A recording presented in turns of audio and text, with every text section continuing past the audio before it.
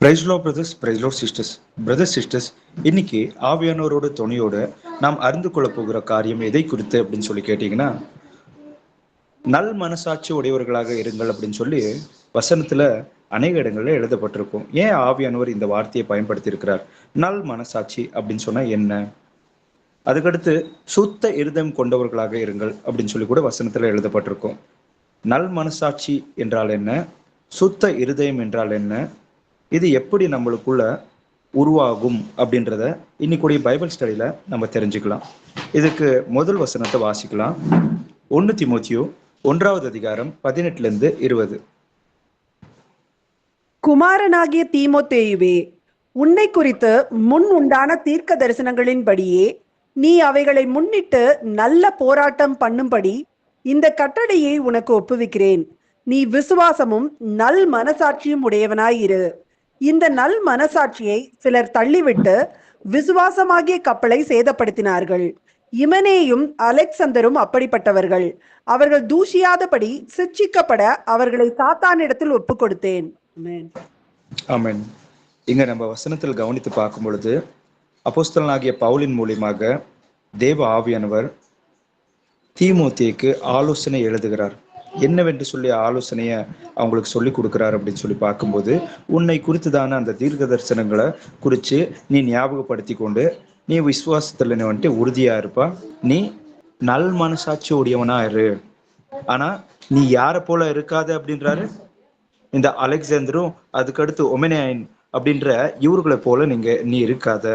இவங்க வந்துட்டு தங்களுடைய விசுவாசமாகிய கப்பலை சேதப்படுத்தி கொண்டார்களே அப்படின்னு சொல்லி சொல்றாரு. அப்படின்னா இங்க அவங்க நல் மனசாட்சி உள்ளவர்களாக ஒமெனேயனும் அலெக்சாந்தரும் இருக்கவில்லை அப்படின்றத இந்த இடத்துல நம்மளால கவனிக்க முடியும். எப்படி அப்படின்னு சொல்லி கேட்டீங்கன்னா, எப்படி அவர்களுடைய விசுவாசமாகிய அந்த கப்பலை எப்படி அவங்க சேதப்படுத்தி கொண்டாங்க அப்படின்னு சொல்லி கேட்டீங்கன்னா, உலகத்தின் மேல் உண்டாகிற அந்த பற்றுதல், அந்த ஆசை இச்சைகள் அவர்களுக்குள் வந்ததன் நிமித்தமாக அவர்கள் தேவனுடைய வசனத்தை அவமாக்குறவர்களாக, தேவனுடைய வசனத்திலிருந்து எந்த பிரயோஜனம் இல்லை என்கிறதை போல விசுவாசத்தை இழந்தவர்களாக மாறினார்கள். அதனால தான் அவர்களுடைய விசுவாசமாகிய கப்பலை சேதப்படுத்தி கொண்டார்கள் அப்படின்னு சொல்லி அப்போஸ்தலனாகிய பவுல் மூலியமாக தேவ ஆவியானவர் எழுதி, ஆனா நீ அவங்கள போல இது எனக்கு கிடைக்கலையே, நான் விரும்புறதை நான் அடியலையே, இந்த உலகத்தை அடியலையே அப்படின்னு சொல்லி எது இந்த உலகத்தோட எந்த விஷயங்களை பார்க்கும்போது கூட என்னப்பா என்ன லைஃப் எப்படி இருக்கு அப்படின்றது போல எதையும் நீ இப்படி எடுத்துக்காத, நீ நல் மனசாட்சி உடையவனாக இரு அப்படின்னு சொல்லி சொல்றாரு. இந்த உலகத்தை பார்த்து நம்மளை கம்பேரிசன் பண்ணிட்டு போனோம்னா இந்த உள்ளம் என்ன ஆகும்னா, நம்மளுடைய உள்ளம் சோர்ந்து போகும். நம்மளுக்கு சம்பந்தப்படாத சொப்பன அவஸ்தையில் இருக்கின்றது போலையான சில சிந்தைகள் இது வேண்டும் என்கிறதை போல நம்மளுக்கு ஒரு ஏக்கத்தை உண்டு பண்ணும். ஒல்லியா இருக்கிறவங்களுக்கு குண்டாகணும்னு சொல்லி, குண்டா இருக்கிறவங்க ஒல்லி ஆகணும்னு சொல்லியும், கருப்பா இருக்கிறவங்க வெள்ளையா மாறணும்னு சொல்லியும், ஏழையா இருக்கிறவங்க பணக்காரனா மாறணும்ட்டும் அவங்க படுகிற எல்லா பிரயாசங்கள்னாலையும் அவங்களுடைய ஆத்மாக்கு எந்த லாபமும் கிடையாது இல்லைங்களா? ஆனா இத நம்மளுடைய சிந்தையில உள்ள இன்சர்ட் பண்ணணும்னு சொல்லி பிசாசு எப்பவும் கூட என்ன பண்ணுவான், அந்த உலகத்தின் மேல நம்மளுக்கு ஒரு தாக்கத்தை உண்டு பண்ணி அது மேல ஒரு பற்றத்துல கொடுக்கறதுக்காக அவன் எப்பவும் பாத்தியா இதெல்லாம் இருந்தாதாப்பா அப்படின்றது போல இந்த உலகத்தை நீ நேசிக்கணும் அப்படின்றது போல அது மேல ஒரு அன்பு எப்போ ஒரு மனுஷனுக்கு உண்டாகுமோ, அதனாலதான் இயேசுப்பா வசனத்துல அருமையா சொல்லியிருப்பாரு, இந்த உலகத்தின் பொக்கிஷம் இருக்கு இல்லைங்களா, உலகத்தின் மேல் பற்றுதலா இருக்கின்ற அந்த மனுஷனுக்கு அது கூட பொருளாசையாகிய விக்கிர ஆராதனை அப்படின்னு சொல்லி எழுதப்பட்டிருக்கு இல்லைங்களா? அப்போ இங்க தீமோத்தேயுக்கு ஆவியானவர் அப்போஸ்தலனாகிய பவுல் மூலியமா சொல்லும் போது, நீ வந்துட்டு விசுவாசத்துல நீ திருடமா இருப்பா, இதோ நல் மனசாட்சி உடையவனாக இரு அப்படின்னு சொல்லி சொல்றாங்கன்னா, நீ ஏசப்பாவுடைய வசனத்தை கேட்டு அங்கீகரித்து நடக்கும்போது உன்னை அந்த வசனத்தை ஏற்றுக்கொள்ளாத அந்த மனுஷர்கள் வெறுப்பாங்க. சில நஷ்டங்களை நீ சகிக்கணுமாக இருக்கும் அப்படின்னு சொல்லி எல்லா விஷயங்களையும் குறிச்சும் ஆண்டவர் முன்னமே எழுதி வைத்திருக்கிறாரு. இங்க என் மனசாட்சி என்னப்பா இது, ஆண்டவரை நான் ஏத்துக்கிட்ட பார்த்தா இவங்க சொந்த பந்தம் என்கிட்ட பேசுறதையே விட்டாங்களே, இதோ ஆண்டவரை நான் ஏத்துக்கினேன், ஆனா வசனத்துல எழுதப்பட்டிருக்கு பொய் சொல்லக்கூடாதுன்னு சொல்லி, அதனால நான் வந்துட்டு இந்த வேலையை நான் செய்ய மாட்டேன் அப்படின்னு சொல்லி ஒரு தீர்மானத்தை செஞ்சேன், பார்த்தா இப்படி ஆயிடுச்சே அப்படின்னு சொல்லி எந்த விதமான ஒரு இழப்பும் எந்த விஷயங்கள் நடக்கும்போதோ உள்ள தடுமாறக்கூடாது. எப்படி இருக்கணும்? உள்ளத்துக்குள்ள நான் வசனத்தை நிறைவேற்றி இருக்கிறேன், ஆண்டவர் மகிமைப்பட்டிருப்பாரு பரலோகத்துல.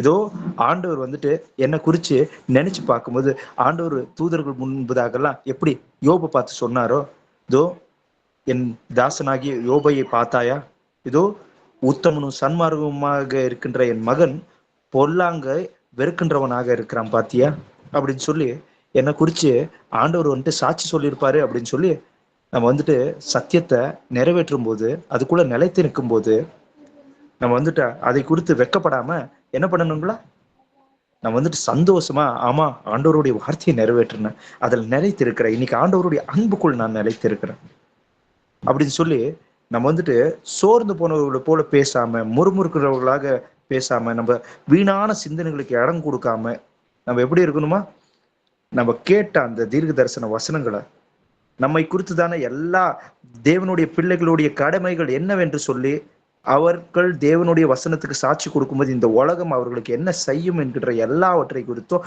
ஆண்டவர் வேதாம வசனங்களில் எழுதி சொல்லி இருக்கும் பொழுது, தோ அதை குறித்து நான் ஞாபகப்படுத்தி கொண்டு என்ன பண்ணணும், சுத்த இருதயம் கொண்டவனாக நல்மன சாட்சி உடையவனாக நான் நடந்து கொள்ளணும். இல்லப்பா வேத வசனம் இப்படியாக எனக்குள் நிறைவேறினது அப்படின்னு சொல்லி, இல்லைங்களா? அதுதான் நல் மனசாட்சி உடையவர்கள் அப்படின்னு சொல்லி சொல்றது. தேவையே இல்லாத, அவசியமே இல்லாத சில விஷயங்களை கம்பேர் பண்ணிட்டு இருதயத்துல சோர்ந்து போறவர்களை போல நம்ம இருந்தோம் அப்படின்னு சொன்னா, நம்ம நல் மனசாட்சி உடையவர்களாக இல்லை, கெட்ட மனசாட்சி உடையவர்களாக நாங்க மாறிட்டு வரோம் அப்படின்னு சொல்லிட்டு தான் அர்த்தம். சரி, புறஜாதிகள் இருக்கிறாங்க இல்லைங்களா, இன்னைக்கு ஆண்டவர் அறியாத நிறைய மக்கள் இந்த பூலோகத்துல இருக்கிறாங்க இல்லைங்களா? அந்த மக்களுடைய இருதயத்திலையும் நம்ம பார்க்கும்போது, இது குற்றம் உண்டு குற்றம் இல்லை அப்படின்னு சொல்லி அவங்க மனசாட்சி என்ன பண்ணுங்களா, நியாயத்திற்குமா, இல்லப்பா இது தவறுப்பா, இப்படிலாம் பேசக்கூடாது, இப்படிலாம் எல்லாரும் முன்னாடி நடந்துக்க கூடாது அப்படின்னு சொல்லி ஒரு புறஜாதிக்கே அவனுடைய மனசாட்சியில இது சரிதான், இது நியாயம்தான், இது நியாயம் இல்லை அப்படின்னு சொல்லி அவனோட இருதயத்திலேயே சரியா அவனால கணிக்க முடியுகின்ற அந்த உணர்வுகள் புறஜாதி மக்களுக்குள்ள கூட ஆண்டவர் கொடுத்திருக்கிறாரு. எப்படி அப்படின்னு சொல்லி கேட்டீங்கன்னா, எல்லாருக்குமே தெரியும், நன்மை தீமை அறியத்தக்க அந்த கனியை புசித்ததுக்கு பிறகு மனுஷனுக்குள்ள எல்லா மனுஷர்களுக்குள்ளேயும் உணர்வுபூர்வமாவே அவங்களுக்கு என்ன தெரியும், இது நன்மை இது தீமை என்கிறது தெரியும். ஆனா அவங்க வளர்ந்து வருகின்ற அந்த சமூகமோ இல்லைன்னா அந்த சுற்றி இருக்கின்ற அந்த சொந்த பந்த மக்கள் அவர்களுடைய பாரம்பரியம் அதோட வளர்ந்து வரும் பொழுது அவர்கள் இல்ல இல்ல இது மனசாட்சியை கடினப்படுத்தி இல்ல இல்ல என்னுடைய அப்பா இப்படி சொல்றாரு, என் நண்பர் இப்படி சொல்றாரு அப்படின்ற சொல்லி அவன் இருதயத்தையே கடினப்படுத்தி கொண்டுதான், சரி இப்படி இதுதான்ப்பா இந்த உலகத்துல வாழணும், இப்படிதான் பேசணும் அப்படின்னு சொல்லி அவன் என்ன பண்ணுவான், அவன் மனசாட்சிக்கு விரோதமாவே அவன் நடக்க ஆரம்பிப்பான். வசனத்தை வாசிக்கலாம், புறஜாதிகளுடைய இருதயத்திலும் கூட இது குற்றம் உண்டு குற்றம் இல்லை அப்படின்னு சொல்லி அவங்களால அவங்க மனசாட்சியில ஒரு விஷயத்த கணிக்க முடியும், நிதானிக்க முடியும் அப்படின்னு சொல்லி வசனத்துல எழுதப்பட்டிருக்கு. ரோமருக்கு எழுதின நிருபம் 2வது அதிகாரம் 14-15.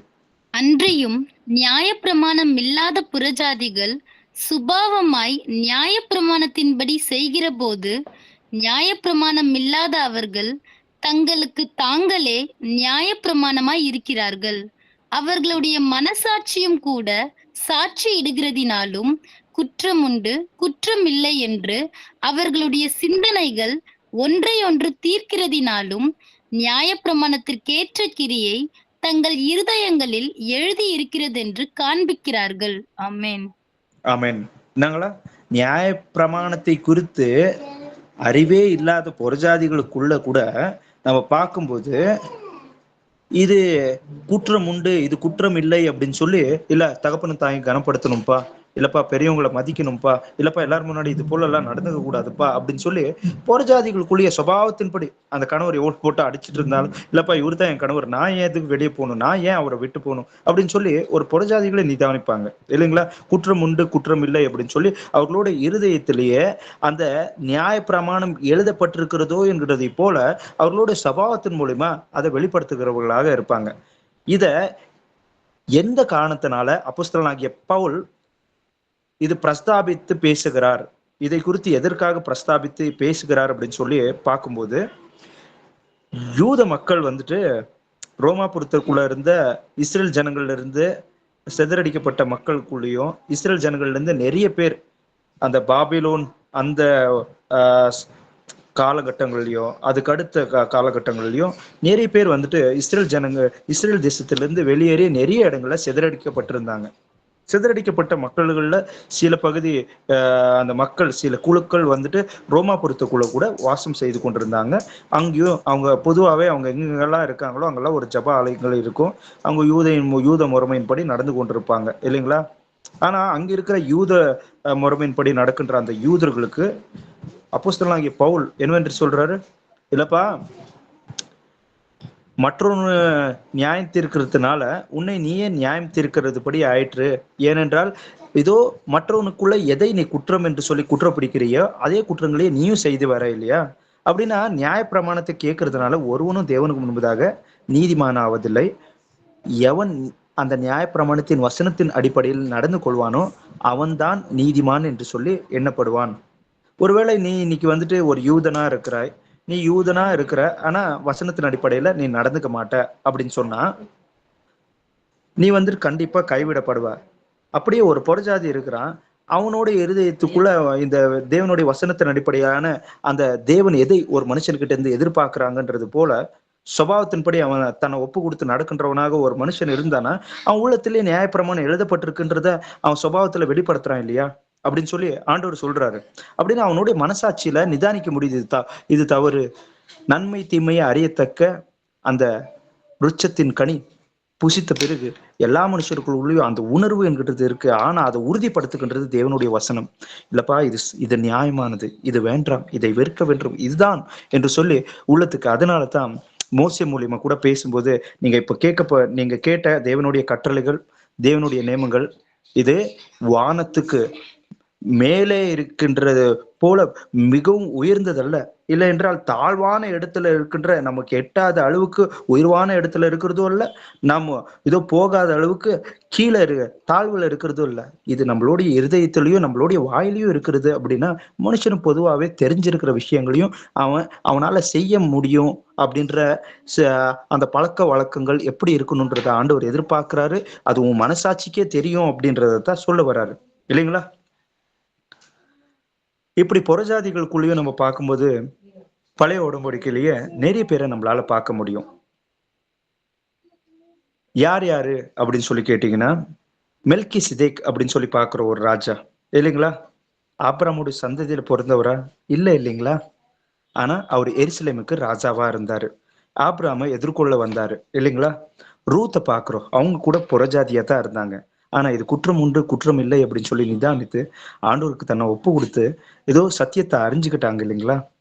சத்தியம் மறைவுல இருந்துச்சுன்னா அது யாருக்கு மறைவுல இருக்கும் அப்படின்னு சொல்லி கேட்டீங்கன்னா, பாவம் செய்கின்றவர்கள் இருப்பாங்களே, சத்தியத்தின் மேல் அன்பு கூறாதவர்களாக இருப்பாங்களே, அவங்களுக்கு தான் மறைவுல இருக்கும். ஆனா கொர்லேனுக்கும் ஆகட்டும், நாமானுக்கு ஆகட்டும், சத்தியம் வந்துட்டு மறைவில் இருக்கவில்லை அப்படின்னு சொல்லி நம்ம பார்க்கிறோம். இவங்கள உள்ளத்துல இருந்து இல்ல இது சரிதான், இது நியாயம்தான் அப்படின்னு சொல்லி அவங்க ஆண்டவருடைய வசனத்தின் அடிப்படையில அவங்க அதுக்கு முன்னாடியே பயபக்தியா தான தர்மங்களை செஞ்சு கொண்டு வாழ்ந்து கொண்டிருந்தாங்க.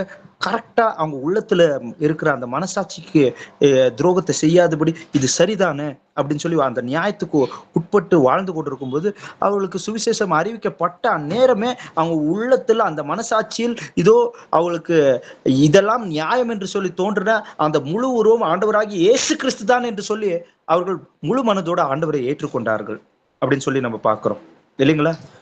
நம்ம 2 கொரிந்தியர் 4வது அதிகாரம் 4வது வசனத்துல எழுதப்பட்டிருக்கோம், சத்தியத்தின் மேல அன்பு இல்லாதபடியினால இந்த பிரபஞ்சத்தின் அதிபதி இதோ விசுவாசம் இல்லாதவர்களுடைய மனக்கண்களை குருட்டாக்கி வைத்திருக்கிறான் அப்படின்னு சொல்லி. அப்படின்னா ஒருத்தனுக்கு மனசாட்சியில இருந்த இது சரிதான் அப்படின்னு சொல்லி தெரியும். ஆனா வந்துட்டு இதெல்லாம் நான் வந்துட்டு இதன்படி நான் வாழ்ந்தா நாளைக்கு சொத்து சேர்த்து வைக்க முடியுமா, 4 ஜனங்களை சம்பாதிக்க முடியுமா. இப்போ ஒரு பொலிட்டீஷியனே எடுத்துக்கங்களேன், அந்தந்த இடத்துக்கு போறது போல அவங்கள போலவே மாறணும், அவங்களுக்கு சார்பாலேயே பேசணும். ஆனா அவனுக்கே ஒரு அவனோட மைண்ட் செட்லயே எது சரி அப்படின்னு சொல்லி கிளியராகவே தெரியும். அந்த போர்டா அவன் பேசிட்டா அவன் அந்த பாலிடிக்ஸ்ல அவன் இருக்கவே முடியாது இல்லைங்களா? அவன் எந்தெந்த இடத்துக்கு போறானோ அந்தந்த இடத்துக்கு தகுந்தது போல அவங்களுக்கு ஒத்தி அவங்களோட இருந்தவன் போல பேசிக்கிட்டே இருக்கணும். அப்படின்னு அவனுக்கே தெரியும் நான் ஏமாத்திட்டு தான் இருக்கேன் அப்படின்னு சொல்லி தெரியும். ஆனாலும் என்ன பண்ணுவான்? அவன் மனசாட்சிக்கு விரோதமா துரோகம் செஞ்சுட்டு தான் அவன் அந்த வேலையை செஞ்சுட்டு இருக்கணும். இல்லைங்களா? அப்படின்னா தேவனுடைய வசனம் என்கிறது தேவனுடைய பிள்ளைகளாகிய நம்மளுக்கும் நம்மளுடைய இருதயமாகிய பலகையில் எழுதப்பட்டிருக்குன்னு சொல்லி வசனத்துல எழுதப்பட்டிருக்கு. ஆனா தேவனை அறியாத அந்த நாட்கள்ல நம்மளோட இருதயம் எப்படி இருந்துச்சு அப்படின்னு சொல்லி வசனத்துல எழுதப்பட்டிருக்கு. நம்மளுடைய மனசாட்சி எப்படி இருந்துச்சு அப்படின்னு சொல்லி வசனத்துல எழுதப்பட்டிருக்கு அப்படின்னு சொல்லி வசனத்துல கவனிக்கலாம். எபேசியர் 4வது அதிகாரம் 18வது வசனம். எபேசியர் 4வது அதிகாரம் 18வது வசனம். அவர்கள் புத்தியில் அந்தகாரப்பட்டு தங்கள் இருதய கடினத்தினால் தங்களில் இருக்கும் அறியாமையினாலே தேவனுடைய ஜீவனுக்கு அந்நியராயிருந்து. ஆமென். அவர்கள் புத்தியிலே அந்தகாரப்பட்டு அப்படின்னு சொல்லி எழுதப்பட்டிருக்கு. தங்களுடைய இருதய கடினத்தினால் தேவனால் உண்டாகின்ற அந்த ரட்சிப்புக்கு அவர்கள் யாரா இருக்கிறாங்க? அந்நியர்களாக இருக்கிறார்கள். புத்தியில அந்தகாரம் படுகிறது என்றால் என்ன? மனசாட்சிக்கு தெரியும், ஆனாலும் என் அம்மா இப்படி சொல்லியிருக்காங்களே, என் அப்பா இப்படி சொல்லியிருக்கிறாங்களே, இப்படிதான் பேசணும்னு சொல்லியிருக்கிறாங்களே, இப்படிதான் நம்ம நடந்துக்கணும்னு சொல்லியிருக்கிறாங்களே, இப்படி இருந்தா தான் நான் நாளைக்கு என் வாழ்க்கையை வந்துட்டு ஒரு பெரிய இடத்துக்கு நான் நினைச்ச அந்த அச்சீவ்மெண்ட்டுக்குள்ள நான் வர முடியும். நிறைய பேர் பார்க்குறோம். இன்னைக்கு கோர்ட்டுக்கு போய் பாருங்க, ஒரு போலீஸ் ஸ்டேஷன் போய் பாருங்க. ஆமா, ஒரு சின்ன குழந்தையோக்கு நடந்த ஒரு விபத்தை குறிச்சுதான் ஒரு கம்ப்ளைண்ட். ஆனா அவங்க வந்துட்டு காசு அவங்களுக்கு போய் சேர்ற வரைக்கும் அந்த பெருசா அவங்க அதை இதே பண்ண மாட்டாங்க. ஒரு வாட்டி ஒரு கோர்ட்டுக்கு போயிருக்கும்போது ஒரு வயசான அம்மா சொல்றாங்க, என்னன்னு சொல்லி, இல்ல நான் வரும்போதுலாம் இவங்க இந்த லாயருக்கு கவர்மெண்ட்ல இருந்து அலர்ட் பண்ண லாயர் தான் எனக்கு இருக்கிறது. ஆனா அந்த கவர்மெண்ட்ல இருந்து அலர்ட் பண்ணியிருக்கிற அந்த லாயருக்கு என்கிட்ட இருந்து காசு எதிர்பார்க்கறாங்க. காசு கொடுக்கறதுக்கு என்கிட்ட ஒன்றும் இல்லை. அதனால எப்போ பார்த்தாலும் என்னை சுத்த விட்டுட்டே இருக்காங்க. என்ன நடந்திருக்கு? அவங்க பேத்திக்கு கொடுமை நடந்திருக்கு. அந்த கொடுமையை குறித்து தான் கம்ப்ளைண்ட் கொடுத்துருந்தாங்க. அது எஃப்ஐஆர் ஃபைல் ஆகி கேஸ் வரைக்கும் வந்திருக்கு. கவர்மெண்ட் ஒரு லாயர் அலர்ட் பண்ணியிருப்பாங்க. அந்த லாயர் அவங்களுக்காக வழக்காடணும். ஆனா காசு கொடுக்காம இருக்கிறதுனால, காசு கொடுக்க கூடாதுன்றதுனால கவர்மெண்ட்ல இருந்து ஒரு ஃப்ரீ லாயரை அலர்ட் பண்ணியிருப்பாங்க. ஆனா அவங்கள துச்சமா எண்ணுவாங்க. ஒரு ஸ்டேஷன்ல ஒரு கம்ப்ளைண்ட். இந்த உலகத்துல நியாயம் என்கிறது யார் அரசியல யாரே வந்துட்டு ஆட்சிக்கு வந்தாலும் இந்த உலகம் வந்துட்டு மாற போறது கிடையாது. ஆண்டவராகி இயேசு கிறிஸ்து வந்ததுக்கு அடுத்து தான் இந்த உலகத்துல இருக்கிற எல்லா விஷயங்களும் மாறும். ஆனா இவங்களுக்கு தெரியாதா?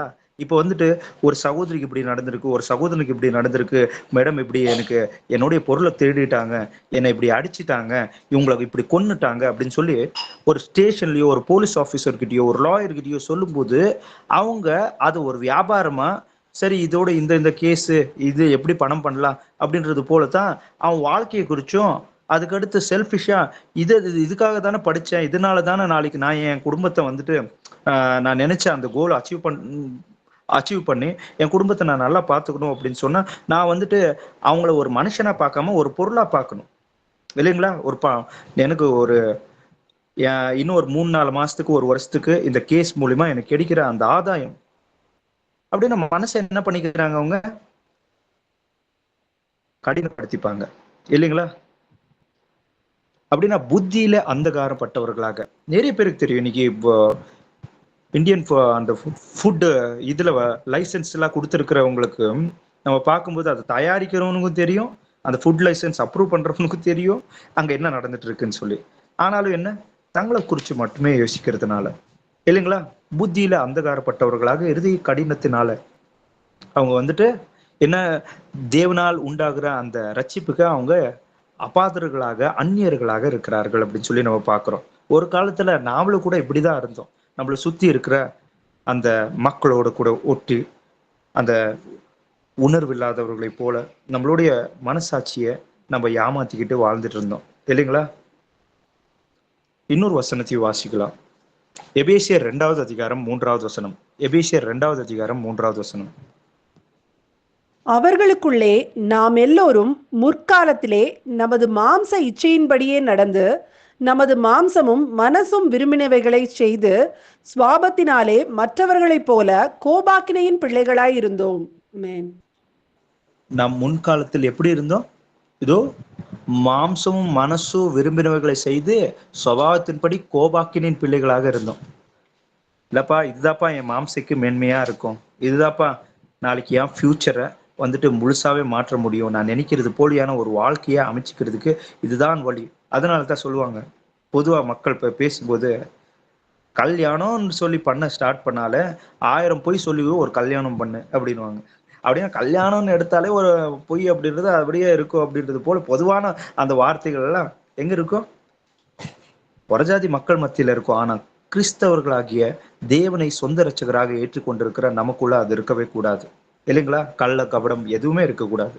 ஆனா நம்மளுடைய பழைய வாழ்க்கையில என்ன இருந்துச்சு? ஒரு காரியம் ஆகணும், நாம் நினைச்சது நிறைவேற வேண்டும் அப்படின்னு சொன்னா நம்ம என்ன பண்ணுவோம்? நம்ம மனசாட்சிக்கு விரோதமா பொய்யும் சொல்லுவோம்.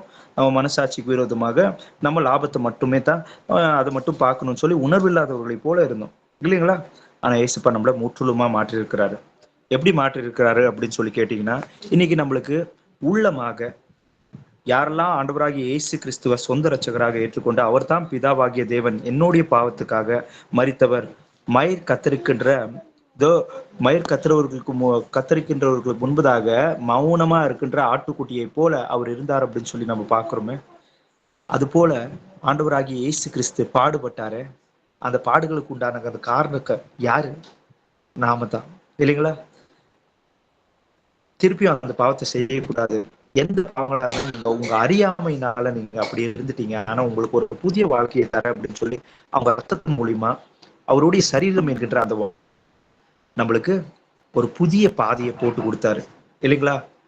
திருப்பி ஒரு ஆப்பர்ச்சுனிட்டி இல்லப்பா, புதுசா பொருந்து இனி இந்த உலகத்தோட ஒத்தி வாழுகின்ற ஒரு வாழ்க்கையா இல்லாம நீ ஒரு புது லைஃபை ஸ்டார்ட் பண்ண போற அப்படின்னு சொல்லி திருப்பி ஒரு ரீஸ்டார்ட் பட்டனை ஸ்டார்ட் பண்றது போல ஞானஸ்தானத்துல இருந்து அப்படிப்பட்ட ஒரு வாழ்க்கையை ஆண்டவர் கொடுத்தாரு. அது மட்டுமே இல்ல, நம்ம பழைய மனுஷன் அவரோடு கூட கல்வாரி சிலுவையில அறியப்பட்ட பின்பு நம்மளுடைய பாவம் ஆண்டவராகிய இயேசு கிறிஸ்துவோடைய சிலுவையில மரித்ததுக்கு அடுத்து அவர் நமக்குள்ள பரிசுத்த ஆவியானவராக வந்துட்டாரு, இல்லைங்களா? அவர் நமக்குள்ள பரிசுத்த ஆவியாக வந்திருக்கிறத வசனத்துல எப்படி எழுதியிருக்காங்க அப்படின்றத கவனிக்கலாம். 1 கொரிந்தியர் 2வது அதிகாரம் 16வது வசனம். கர்த்தருக்கு போதிக்கத்தக்கதாக அவருடைய சிந்தையை அறிந்தவன் யார்? எங்களுக்கோ கிறிஸ்துவின் சிந்தை உண்டாயிருக்கிறது. ஆமென்.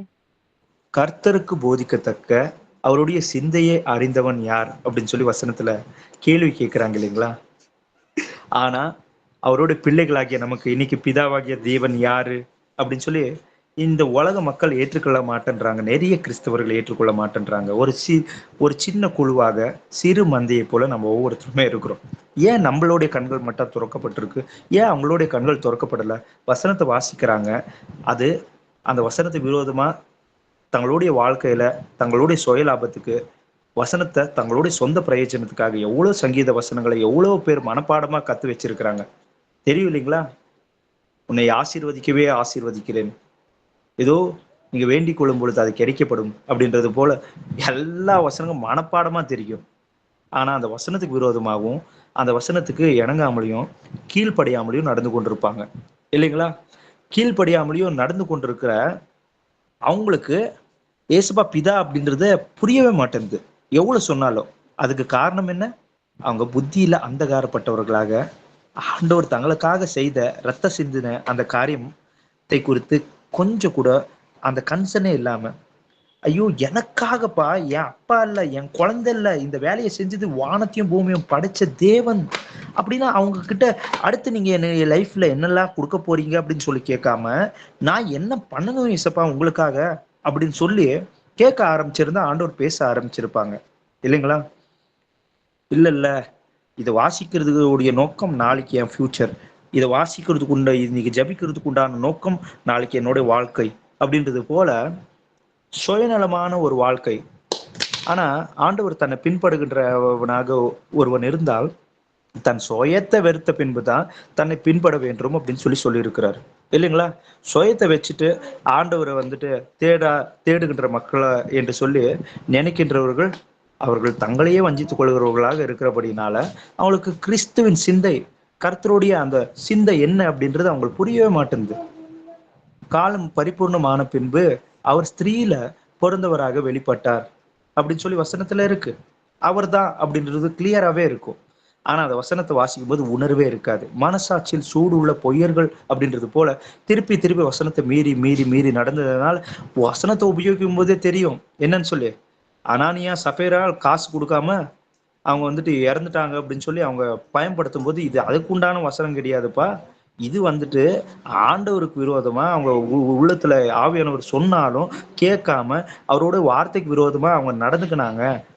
இந்த யாரும் கண்டுபிடிக்க முடியாது அப்படின்னு சொல்லி நினைச்சு அவங்க இப்படிப்பட்ட ஒரு மகா பாவத்தையே செஞ்சாங்க. இது வேற.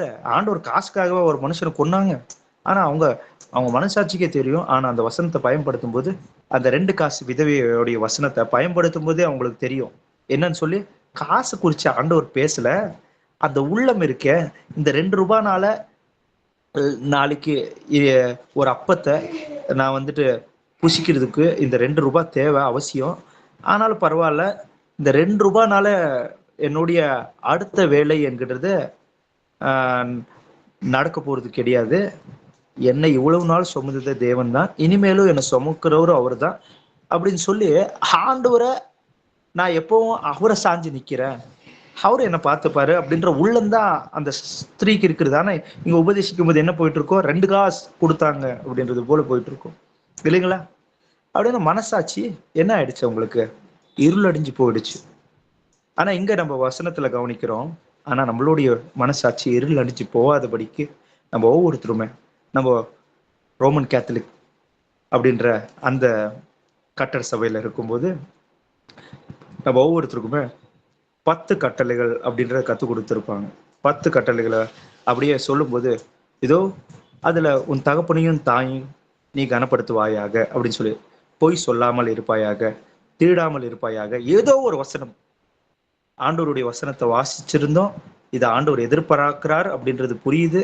அதுல அந்த வசனம் நம்ம மனப்பாடமா சொன்னதுனாலயோ இல்ல உச்சரிக்கும் போதோ அதன்படி நாம் நடக்கணும் அப்படின்ற உணர்வு வந்த உடனே, அந்த வந்ததுக்கு அடுத்து என்னாச்சு, இல்லப்பா சிலை வழிபாடு நீ செய்யக்கூடாதுன்னு 2வது வசனம் உள்ள வந்துடுச்சு. அதுக்கடுத்து என்ன பண்ணுச்சு, நம்மள அப்படியே ஒரு புரொட்டஸ்டன்ட் சபைக்கோ இன்னொரு சபைக்கோ அப்படியே அங்க போனதுக்கு அடுத்து, இல்லப்பா இந்த வசனது இங்கெல்லாம் எவ்வளவு மிஸ்டேக்ஸ் இருக்கு பாரு, வெளியேப்பா அப்படின்னு சொல்லி ஆவியானவர் நம்மளை அழைச்சிட்டு வந்தாரு இல்லைங்களா? அப்படிதான் இன்னைக்கு நம்ம சீஷியர்களாக இருக்கிறோம் இல்லைங்களா? ஒருவேளை அங்கேயே உட்காந்துருந்தோம்னா மனசாட்சி இல்ல சூடு உள்ள பொய்யர்களாக நம்ம எப்படி ஆயிருப்போம், நம்ம மனசாட்சி இருள் அடைஞ்சு போயிருக்கும். வெறும் ஞாயிற்றுக்கிழமை மட்டும்தான் ஆவில நெரும்புகள் அக்கினி நெருப்பாய் எரிகி வாரும் அப்படின்னு சொல்லி சாங்ஸ் எல்லாம் கேட்டிருப்பீங்க. ஆனா எவ்வளவு ஆவில நிரம்பினாலும் அந்த நீடிய பொறுமை சாந்தம் என்கின்றது ஆவில யாரெல்லாம் நிரம்பி அந்நிய பாஷைகளை பேசுறோம் அப்படின்றது போல கட்டட சபைகள் இருந்தாங்களோ அவங்கள நீங்க கொஞ்ச நேரம் உட்கார வச்சு பேசினாலே புரிஞ்சிடும். கோபம் என்கின்றது அவுட் ஆஃப் கண்ட்ரோல்ல இருக்கும் அவங்களுக்குள்ள, அவ்வளவு எரிச்சல் அடிவாங்க. அப்படின்னா கர்த்தருடைய ஆவி ஒரு மனுஷனுக்குள்ள இருந்துச்சுன்னா அவர் எப்படி நடந்துப்பாங்க அப்படின்றது வசனத்துல இருக்கு இல்லைங்க? அப்படின்னா இங்க 1 கொரிந்தியர் 2வது அதிகாரம் 16வது வசனத்துல கிறிஸ்துவின் சிந்தை நமக்குள் உண்டாயிருக்கிறது அப்படின்னு சொல்லி எழுதப்பட்டிருக்க. கர்த்தரோட சிந்தையே நம்மளுக்குள்ள உண்டாயிருக்கு. சிந்தை எங்கிருந்து புறப்படுங்க? ஒரு மனுஷனுக்குள்ள சிந்தை எங்கிருந்து வரும்? இருதயத்துல இருந்துதான், நம்ம மனசுக்குள்ள இருந்துதான், உள்ளத்துக்குள்ள இருந்துதான் சிந்தை என்கின்றது புறப்படும் இல்லைங்களா? அப்படின்னா நம்மளுக்கு மனசா இருக்கிறது யாரு, நம்மளுக்கு உள்ளமா இருக்கிறது யாரு? ஆண்டவராகிய இயேசு கிறிஸ்துவா. ஹல்லேலூயா. எப்படி அவர் நம்மளுடைய உள்ளமாக மாறினார், எப்படி அவர் நம்மளுடைய உள்ளத்துக்குள்ள வாசம் செய்கிறார் அப்படின்னு சொல்லி கேட்டீங்கன்னா, எபிரேயர் 10வது அதிகாரம் 16வது வசனம். அந்த நாட்களுக்கு பின்பு நான் அவர்களோட பண்ணும் உடன்படிக்கையாவது, நான் என்னுடைய பிரமாணங்களை அவர்களுடைய இருதயங்களில் வைத்து அவைகளை அவர்களுடைய மனதில் எழுதுவேன் என்று கர்த்தர் சொல்லுகிறார் என்பதை உரைத்த பின்பு. ஆமேன் ஆமேன். என்னங்களா, அந்த நாள் வரும்போது கல் பலகையிலயோ ஒரு எழுத்தா ஒரு புத்தகத்திலயோ கடிதத்திலயோ இல்ல, என் வசனத்தை வாஞ்சியா கேட்டு ஏற்றுக்கொள்ளுகின்ற அந்த மக்களுடைய இருதயத்துக்குள்ள நான் வார்த்தையானவராக அவர்களுடைய இருதயத்துக்குள்ள அவங்களுடைய மனதுக்குள்ள நான் இருப்பேன் அப்படின்னு சொல்லி ஆண்டவர் எப்போ எரேமியா 31வது அதிகாரம் 31வது வசனத்துல எழுதி வைத்தாரு. ஏற்றுக்கொள்ளுகிறவர்கள் யாரு எத்தனை பேரோ அத்தனை பேரும் அப்படின்னு சொல்லி. சரி, இன்னொரு வசனத்தை வாசிக்கலாம். லூக்கு 15வது அதிகாரம் 7வது வசனம். லூக்கா 15வது அதிகாரம் 7வது வசனம். அதுபோல மனம் திரும்ப அவசியமில்லாத 99 நீதிமான்களை குறித்து சந்தோஷம் உண்டாகுகிறதை பார்க்கிலும் மனம் திரும்புகிற ஒரே பாவியின் நிமித்தம் பரலோகத்தில் மிகுந்த சந்தோஷம் உண்டாயிருக்கும் என்று உங்களுக்கு சொல்லுகிறேன். இங்க கூட பார்க்கும்போது மனம் திரும்புகின்ற உள்ளம் என்கின்றது எவ்வளவு பெரிய ஒரு பங்கை வகிக்குது ரட்சிப்பின் விஷயத்துல அப்படின்றத இந்த இடத்துல நம்மளால கவனிக்க முடியும். என் இருதயத்துக்கு பிடிக்கல, ஏதோ போகணும், ஹஸ்பண்ட் கூட போயிட்டு வந்துட்டு இருக்கிறேன், ஏதோ என் மனைவி கூட போயிட்டு வந்துட்டு இருக்கேன், ஏதோ என் அப்பா அம்மா கூட போயிட்டு வந்துட்டு இருக்கேன் அப்படின்னு சொன்னா, ஏதோ ஞானஸ்தானம் எடுக்க சொன்னாங்க எடுத்தேன் அப்படின்றது போல இல்ல. மனம் திரும்ப அவசியம் இல்லாத 99 ஆடுகளை காட்டிலும் தன்னிடத்தில் மனம் திரும்புகின்ற ஒரே ஒரு ஆடை குறித்து பரலோக ராஜ்யத்துல மிகுந்த ஒரு சந்தோஷம் உண்டாகும் அப்படின்னு சொல்லி வசனத்துல எழுதப்பட்டிருக்கு இல்லைங்களா? அப்படின்னா மனம் திரும்ப வேண்டும் அப்படின்னு சொன்னா என்ன? தேவனுடைய வார்த்தை என்னுடைய பின் அந்த முந்தின நடக்கையை குறித்து கடிந்து கொள்ளும் பொழுது, ஆமா ஏசப்பா, நான் இவ்வளவு நாள் இந்த ஆண் ஆதிக்கம் என்கிறது பொதுவாகவே நம்மளுடைய கலாச்சாரங்கள்ல ஒன்றாக இருந்து, மனைவி என்றால் அவள் வந்துட்டு ஒரு அடிமையாக, நான் கணவருக்கு எல்லா பணிவிடைகளை செய்கின்றவர்களாக அவள் இருக்கணும் அப்படின்றது போல இருந்துச்சு. எபேசியர் 5வது அதிகாரத்தை எடுத்து வாசிக்கும் போது புரியுது, இல்லப்பா, தன்னுடைய மனைவினிடத்தில் அன்பு கூறுகிறவன் தன்னிடத்தில் அன்பு கூறுகிறவனாக இருப்பான், தன்னை தானே நேசித்துக் கொள்கிறவன் அப்படின்னு சொல்லி இருக்கும்போது, ஆஹா, இவ்வளவு நாள் நான் வந்துட்டு என் மனைவியை வந்துட்டு நான் ஸ்லேவரியா அவளை ஒரு அடிமை போல நான் வழி நடத்தினது அவளல்ல, நான் என்னையே அடிமைத்தனத்துக்குள்ள நடத்தியிருக்கேன். நான் அவளெல்லாம் திட்டுனது என்னையே திட்டிக்கின்றது, நான் அவளெல்லாம் அடிச்சது என்னையே அடிச்சுக்கின்றது, நான் அவளெல்லாம் அவமானப்படுத்தினது, நான் போட்டி பொறாமை போல உன் பேமெண்ட் ஏன் பேமெண்ட் பாரு அப்படின்றது போல நான் யாருன்னு சொல்லி காமிக்கிறேன்னு சொல்லி போட்டி பொறுமையா நான் எனக்கு நானே போட்டி பொறாமையா இருந்திருக்கேன் அப்படின்றதெல்லாம் வசனம் நம்மளுக்கு தெரிவிச்சிச்சு இல்லைங்களா? அதுக்கடுத்து என்னாச்சு? வசனத்தின் அடிப்படையில ஆமாப்பா, அது என்னுடைய சரீரம் அப்படின்னு சொல்லி புரிய வந்துச்சு. ஜஸ்ட் ஒரு உதாரணத்துக்கு சொல்லிட்டு இருக்கேன். அப்படின்னா ஆண்டவருக்கு குவான்டிட்டின்றது முக்கியம் கிடையாது, குவாலிட்டின்றது தான் முக்கியம். நம்ம இன்னைக்கு கிறிஸ்தவ மக்கள் உலகத்துல பார்க்கும்போது எண்ணிக்கையில ஃபர்ஸ்ட் ரேங்க்ல அவங்க தான் இருப்பாங்க இல்லைங்களா? ஆனா சத்தியத்துக்கு கீழ்படுகிறவங்க எவ்வளவு பேர் அப்படின்னு சொல்லி கேட்டீங்கன்னா மிக மிக குறைவு. அதுலயும் சரி, இன்னைக்கு நம்ம வீட்டு சபையில இருக்கோம், சீஷர்களாக இருக்கோம், எல்லாரும் கூட ஆண்டவருக்கு பயந்து நடக்கிறவர்களாக இருக்கிறாங்களா அப்படின்னு சொல்லி கேட்டீங்கன்னா கண்டிப்பா எல்லாரும் நடந்துட்டு இருக்காங்க அப்படின்றது தான் நம்மளுடைய எதிர்பார்ப்பு. ஆனா அந்த இடத்துலயும் கூட கீழ்ப்படியாமைகள் என்கிறது சில பேர்களுக்குள்ள இருக்குன்றதுக்கு உண்டான எல்லா விதமான சாத்தியமும் இருக்கு இல்லைங்களா? அப்படின்னா தேவனுடைய சத்தத்துக்கு யார் செவி சாய்க்கிறாங்களோ, குவாலிட்டியா தன்னை ஒப்பு கொடுக்கின்றவர்களாக இருக்கிறாங்களே, அவங்க தான் ஆண்டவருக்கு தேவை. அந்த வார்த்தையை ஏற்றுட்டு, ஆமாப்பா இந்த வார்த்தை சொல்றது உண்மைதானே ஆண்டவர். இப்போ ஒரு விஷயத்த, ஒரு ப்ராடக்ட் மேல உங்களுக்கு ஒரு தவறான எண்ணம் இருந்துச்சுன்னு வச்சுக்கோங்க. ஏதோ ஒரு ப்ராடக்ட் கேள்விப்பட்டீங்க, அந்த ப்ராடக்ட் வந்துட்டு அது பேர் கேட்டீங்க, இதுக்காக யூஸ் பண்றது அப்படின்றது கேள்விப்பட்டீங்க, உங்களுக்கு அந்த ப்ராடக்டே பிடிக்கல, அது யூஸ் பண்ணது கிடையாது, நீங்க ஜஸ்ட் கேள்விப்பட்டீங்க, அது எனக்கு எதுக்கு உபயோகிக்க போகுது, அது எனக்கு ஒன்றுக்கும் உதவாதது, சும்மா நம்மளுக்கு டைம் வேஸ்ட்டு காசு வேஸ்ட்டுன்றது போல அந்த ப்ராடக்டே பிடிக்கல அப்படின்னு வச்சுக்கோங்களேன். யாரோ ஒருத்தர் வந்துட்டு அது யூஸ் பண்ணவங்க உங்ககிட்ட பேசுறாங்க, இல்லை இதனால வந்துட்டு இந்த பயன்கள் எனக்கு கிடைச்சிச்சு, இந்த லாபங்களை எனக்கு உண்டாச்சு அப்படின்னும் போது என்ன ஆகும்? உங்களுக்கு கன்வின்ஸ் ஆகும், அப்பா பரவாயில்லையப்பா, அப்படின்னா இவ்வளோலாம் இது இருக்குன்னா இதை வாங்கிக்கலாம் அப்படின்னு சொல்லி வாங்கிப்பீங்க இல்லைங்களா? உங்க இருதயம் பாருங்களேன், கொஞ்ச நேரத்துக்கு உங்களுள்ள வந்துட்டு எந்த ஒரு விஷயத்த மறுத்ததோ அதே உள்ளம் அந்த விஷயத்த வேண்டும் அப்படின்னு சொல்லி விரும்புகின்ற இருதயமா மாறிடுச்சு. அப்படியே தான் கல்வாரி சிலுவையின் அந்த மரணத்தை குறித்தது நான் அந்த இடத்துல நம்மை வைத்து பார்த்து, நிச்சயமா இது எல்லாத்தையும் நம்மளால, நம்ம ஒரு பெரிய ஆளா இருக்கிறேன், நான் என் கீழே வேலை செய்யற அவங்க முன்னாடி இந்த அளவுக்கு நான் வந்துட்டு தாழ்த்தப்பட்டவனா, யாருன்னா என்னை அவமானப்படுத்தினா என்னால தாங்க முடியுமா? இவ்வளவு பெரிய விஷயத்த ஒரு புல்லுக்கு ஒப்பா இருக்கின்ற ஒரு மனுஷன் இன்று இருந்து நாளைக்கு இல்லாமல் போகின்ற ஒரு புல்லுக்கு ஒப்பா இருக்கிற மனுஷனா இருக்கிற எனக்காக செஞ்சாரு அப்படின்னு சொல்லி நினைக்கும் போது, பாவம் என்கின்றதோ இல்லை இந்த உலகத்தின் சிற்றின்பம் இச்சை என்கின்றதோ அது மேல சிந்தை வரும்போதே கண்ணுல இருந்து தண்ணி தான் வரும், ஆண்டவரே அப்படின்னு சொல்லி இல்லைங்களா? எப்போ இருதயம் கடினப்படும்? ஃபர்ஸ்ட் ஆஃப் ஆல் அதை ஒரு பெரிய விஷயம் அப்படின்னு சொல்லி என் உள்ளத்துக்குள்ள நான் ஏத்துக்காம இருக்கிற வரைக்குமே என்ன ஆகும்? சர்வசாதாரணமா பாவத்தை பண்ணுவேன், சர்வசாதாரணமா நான் வந்துட்டு பொய் பேசுவேன், சர்வசாதாரணமா நான் எப்படி வேணாலும் நடந்துப்பேன் இல்லைங்களா? அதனால தான் வசனத்தை 10 அதிகாரம் 30 அதிகாரம் வாசிச்சுட்டே போறதுனால ஒண்ணும் இல்லை, ஆனா அந்த வசனத்துக்குள்ள ஜீவன் இருக்கு, உணர்வு இருக்கு. இது ஏதோ ஒரு கட்டுக்கதையோ காவியங்கள் கிடையாது, இது உண்மையாக நடந்த ஒவ்வொரு விஷயங்கள் நம்மை போல இது வாழ்ந்த நம்மை போல ஒரு மனுஷ வடிவத்துல ஆண்டவர் இருந்து நம்மை போல எவ்வளவோ மனுஷர்கள் அவர்கள் தேவ மனுஷர்களாக தங்களை ஒப்பு கொடுத்து இது எல்லாத்தையும் அவங்க அனுபவிச்சிருக்கிறாங்க, வாழ்ந்திருக்காங்க உணர்வுபூர்வமா, இல்லைங்களா?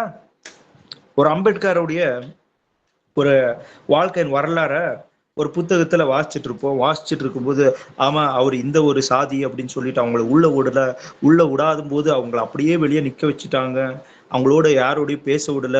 அவர் எவ்வளவு படிச்சிருந்தாலும் அவரை கொஞ்சம் இப்படித்தான் ட்ரீட் பண்ணிட்டு இருந்தாங்க. அப்படியே படிக்கும்போது எப்படி இருக்கும்? ஒருவேளை நானும் மனுஷன் எல்லாருமே ஆதாம்ல இருந்து தான் தோன்றணும். மனுஷன் தன்னுடைய சுயலாபத்துக்காக அநேக பிரிவுகளா இப்படி செயல்பட்டு இருக்கான், அது வேற.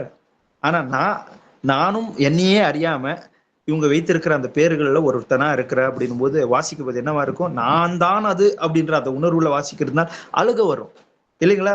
வசனத்தை வாசிக்கும் போது அதுதான் நம்மளுக்குள்ள வரணும். வரும்போது என்ன ஆகும்னா, அந்த வசனத்துக்கு மீறி நிச்சயமா என் உள்ளமாகவே அது மாறிடும், என் மனசாட்சியாவே அது மாறும் அந்த வார்த்தை, இல்லைங்களா? அதனாலதான் அதை உணர்ந்து அந்த இடத்துல எனக்கு இது நடந்திருந்தா நான் தாங்கிருக்கணும் அப்படின்றத அந்த உணர்வு வாசிக்க வேண்டும். சரி, மத்தேயு 4:17. அது முதல் இயேசு, மனம் திரும்புங்கள், பரலோக ராஜ்யம் சமீபத்திருக்கிறது என்று பிரசங்கிக்க தொடங்கினார். ஆமென். இங்க கூட பாத்தீங்கன்னா ஆண்டவர் வந்துட்டு எப்போ சுவிசேஷம் அறிவிக்க ஆரம்பிச்சாரோ அப்போ என்னன்னு சொல்லி அறிவிக்கிறாரு, மனம் திரும்புங்கள் அப்படின்றாரு, இல்லைங்களா? முதலாவதான் தான் செய்த பாவங்கள் குற்றங்கள் இது தவறு என்று சொல்லி அவனோட இருதயத்துல ஆமாப்பா இது தவறு அப்படின்ற அந்த ரிலேஷனுக்குள்ள வரணும். அது வராம நான் பாட்டுக்கு நான் வந்துட்டு நல்ல தேவன் ரொம்ப பிடிச்சிச்சு அவரை கண்டா, அப்படி கிடையாது. ஃபர்ஸ்ட் ஆஃப் ஆல் அவர் மறைச்சதுக்கு உண்டான காரணமே உங்ககிட்ட இருக்கிற கெட்ட வார்த்தை, அவர் மறைச்சதுக்கு உண்டான காரணமே உன்னுக்குள்ள இருக்கிற மன்னியாமையின் துர்குணம், அவர் மறைச்சதுக்கு உண்டான காரணமே உன் கண்கள்ல இருக்கிற இச்சையின் கண்ணு, உன்னோட இருதயத்தில் பொறுப்படுகின்ற ஏதோ ஆண்டவர் விரோதமா இருக்கிற அந்த துஷ்சிந்தைகள், இந்த காரணங்கள் அப்படின்னு இந்த காரணங்கள் எல்லாமே நீதான் இங்க குற்றவாளியே.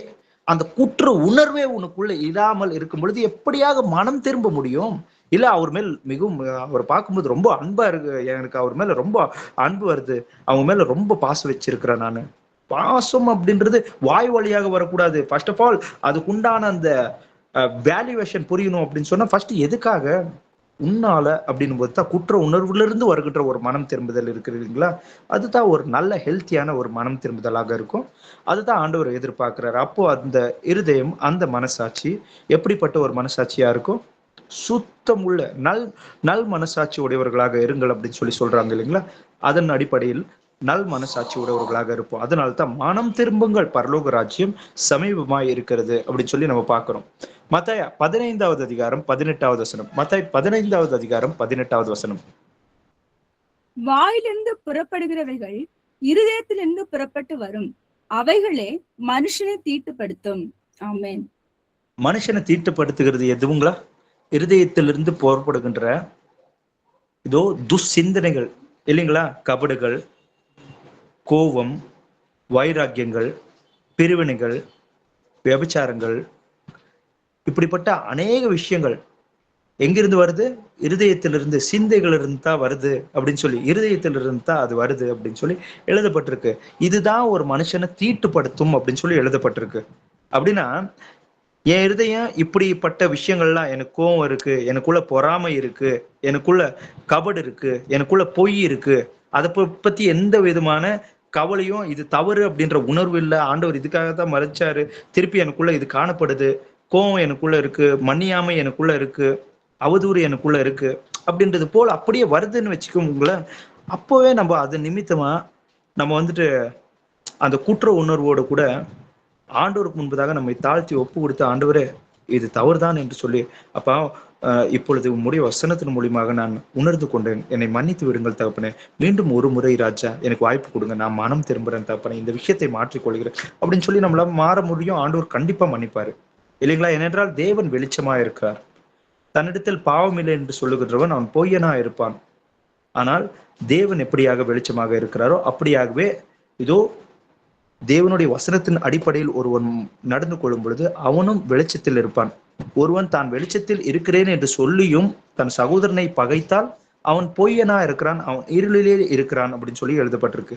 ஏனென்றால் தேவனுடைய வசனத்தில் வாழ்கின்றவன் நிச்சயமாக எந்த ஒரு சகோதரனையும் எந்த ஒரு மனுஷனையும் பகைக்க மாட்டான். பகைத்தால் பாவத்தையும் பாவத்தை சாய்ந்திருக்கிறவர்களையும் அந்த துஷ்செயல்களிலிருந்து மனம் திரும்பாமல் இருந்து அதிலேயே வாழ நினைக்கின்ற அந்த விஷயங்களை வெறுக்கலாம் இல்லைங்களா? அப்படின்னா இங்க நம்ம வசனத்துல கவனிக்கும் பொழுது இருதயத்தில் இருந்தா பொல்லாத சிந்தனைகள் புறப்படும் அப்படின்னு சொல்லி வசனத்துல கவனிச்சோம். ஆனா இதே இருதயத்திலிருந்து அன்பு, நீடிய சமாதானமும் தயமும் உள்ளது. அன்பு எப்படி இருக்குங்களா? நீடிய சமாதானமும் தயமும் உள்ளது அப்படின்னு சொல்லி எழுதப்பட்டிருக்கு. அன்புக்குள்ள பொறாமை இருக்காது அப்படின்னு சொல்லி எழுதப்பட்டிருக்கு. அன்பு வந்துட்டு தற்பொழிவை நாடாது அப்படின்னு சொல்லி எழுதப்பட்டிருக்கு. அதுக்கடுத்து இருமாப்பாய் இருக்காது அப்படின்னு சொல்லி எழுதப்பட்டிருக்கு. 1 கொரிந்தியர் 13வது வசனத்துல சகலத்தையும் தாங்கும், சகலத்தையும் விசுவாசிக்கும், சகலத்தையும் நம்பும், சகலத்தையும் சகிக்கும். சகிக்கும் என்கின்ற அந்த வார்த்தையை மட்டுமே ஒரு பைபிள் ஆப்ல ஃபில்டர் போட்டு எடுத்து தேவனுடைய பிள்ளைகளாகிய நம்ம வச்சுக்கிட்டா நல்லது. சகிப்பு தன்மை தான் ரொம்ப முக்கியம். பிடிக்காம சகிக்கிறது இல்லை. ஆண்டவர் சொன்ன வார்த்தைகள் எனக்குள்ள நிறைவேறி கொண்டிருக்கு, அவங்கள ஆசீர்வதிக்கின்றேன் ஆண்டவரே, உம்முடைய வார்த்தை எனக்குள்ள நிறைவேறுகிறது அப்படின்னு சொல்லி சகிச்சுக்கிறது இல்லைங்களா? அப்போ இது கூட இருதயத்துல இருந்து தான் பொறுப்படுது. ஆனா பாருங்களேன், அந்த இருதயத்துக்கும் இந்த இருதயத்துக்கும் டிஃபரன்ஸ் பாருங்களேன். ஒரு மனமாற்றம் அடைந்த ஒரு சகோதரனுடைய இருதயம் எப்படி இருக்கு? நீடிய சமாதானமும் தயமுள்ள இருதயமாக, பொறாமை இல்லாத ஒரு இருதயமாக, தற்பொழிவை நாடாத ஒரு இருதயமாக, இருமாப்பாய் இராத ஒரு இருதயமாக, ஏதோ அயோக்கியமானதை செய்யாத ஒரு இருதயமாக, அதுக்கடுத்து சினமடியாத ஒரு இருதயமாக, தீங்கு நினையாத ஒரு இருதயமாக ஒரு மனுஷனுடைய இருதயம் இருக்கும் பொழுது அது நல் மனசாட்சி உடைய ஒரு இருதயம், ஒரு நல்ல இருதயம் இல்லைங்களா? அப்படிப்பட்ட இருதயமாக என் இருதயம் இருக்கிறதா? ஒருவேளை வேறு சிந்தனைகள் புறப்படுதுன்னா கண்டிப்பா தேவனுடைய வசனம் என்கின்ற அந்த ஒரு ஜலஸ்நானம் தேவனுடைய பிள்ளைகளாகிய நமக்கு தேவை. அவசியமாக தேவனுடைய வசனம் என்கின்ற அந்த தண்ணீர்னால் நம்மளை கழுவி கொள்ளுக்கிறதுக்கு, அதன் நிமித்தமாக அந்த பாவ உணர்வுகள் நிமித்தமாக, அந்த பாவத்தின் அந்த துஷ்சிந்தனைகள் நிமித்தமாக குற்ற உணர்வு என்கின்றது நம்மளுடைய இருதயத்துக்குள் உண்டாகும் பொழுது என்ன ஆகும்? நம்மை பாவி என்று சொல்லி அந்த வசனத்துக்கு விரோதமாக இருந்த அந்த துஷ்செயல் நிமித்தமாக நம்மளுக்குள்ள ஒரு மன வருந்துதல் உண்டாகும் பொழுது ஆண்டவர் எப்படி நம்மளை அரவணைப்பாரா? நம்மை மன்னிச்சு அவர் நீதிமானா இருக்கிறது போல நம்மையும் நீதிமானா மாற்றுவார். சரி, இன்னொரு வசனத்தையும் வாசிக்கலாம். சங்கீதம் 51வது அதிகாரம் 10வது வசனம். சங்கீதம் 51வது அதிகாரம் 10வது வசனம். தேவனே, சுத்த இருதயத்தை என்னிலே சிருஷ்டியும், நிலைவரமான ஆவியை என் உள்ளத்திலே புதுப்பியும். ஆமென். தேவனே, சுத்த இருதயத்தை என்னில் சிருஷ்டியும் அப்படின்னு சொல்லி யார் கேட்கிறாரு? தாவீது கேட்கிறாரு, சங்கீதக்காரனாகிய தாவீது. சரி, நாமளும் கேட்கிறோம் நிறைய வாட்டி, ஏசப்பா இருதயத்தை சுத்திகரிங்க சுத்திகரிங்க அப்படின்னு சொன்னா எப்படி? தண்ணீர்னால் நம்மை நாம் சுத்திகரித்துக் கொள்கிறதுக்காக செய்கின்ற ஸ்நானம் இருக்கிறது, அப்படிப்பட்ட ஒரு ஸ்நானத்தை குறித்தா இந்த இடத்தில் எழுதப்பட்டிருக்கிறது. சுத்திகரிப்பு என்றால் என்ன?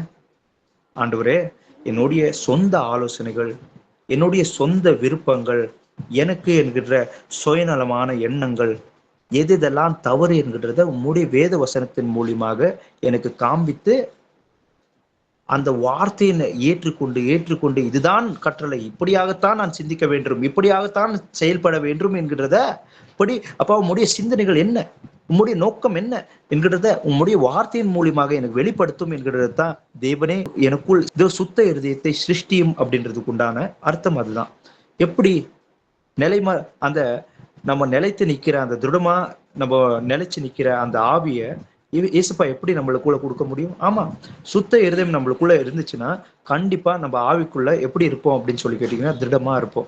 எந்த இடத்துலயே ஆகட்டும் பலவீனம் அப்படின்றது நம்மளுக்குள்ள காணப்படாது. அப்படின்னா நம்ம மனசாட்சி எப்படி இருக்கணுமா? தேவனுடைய வார்த்தையின் அடிப்படையில இருக்கணும்.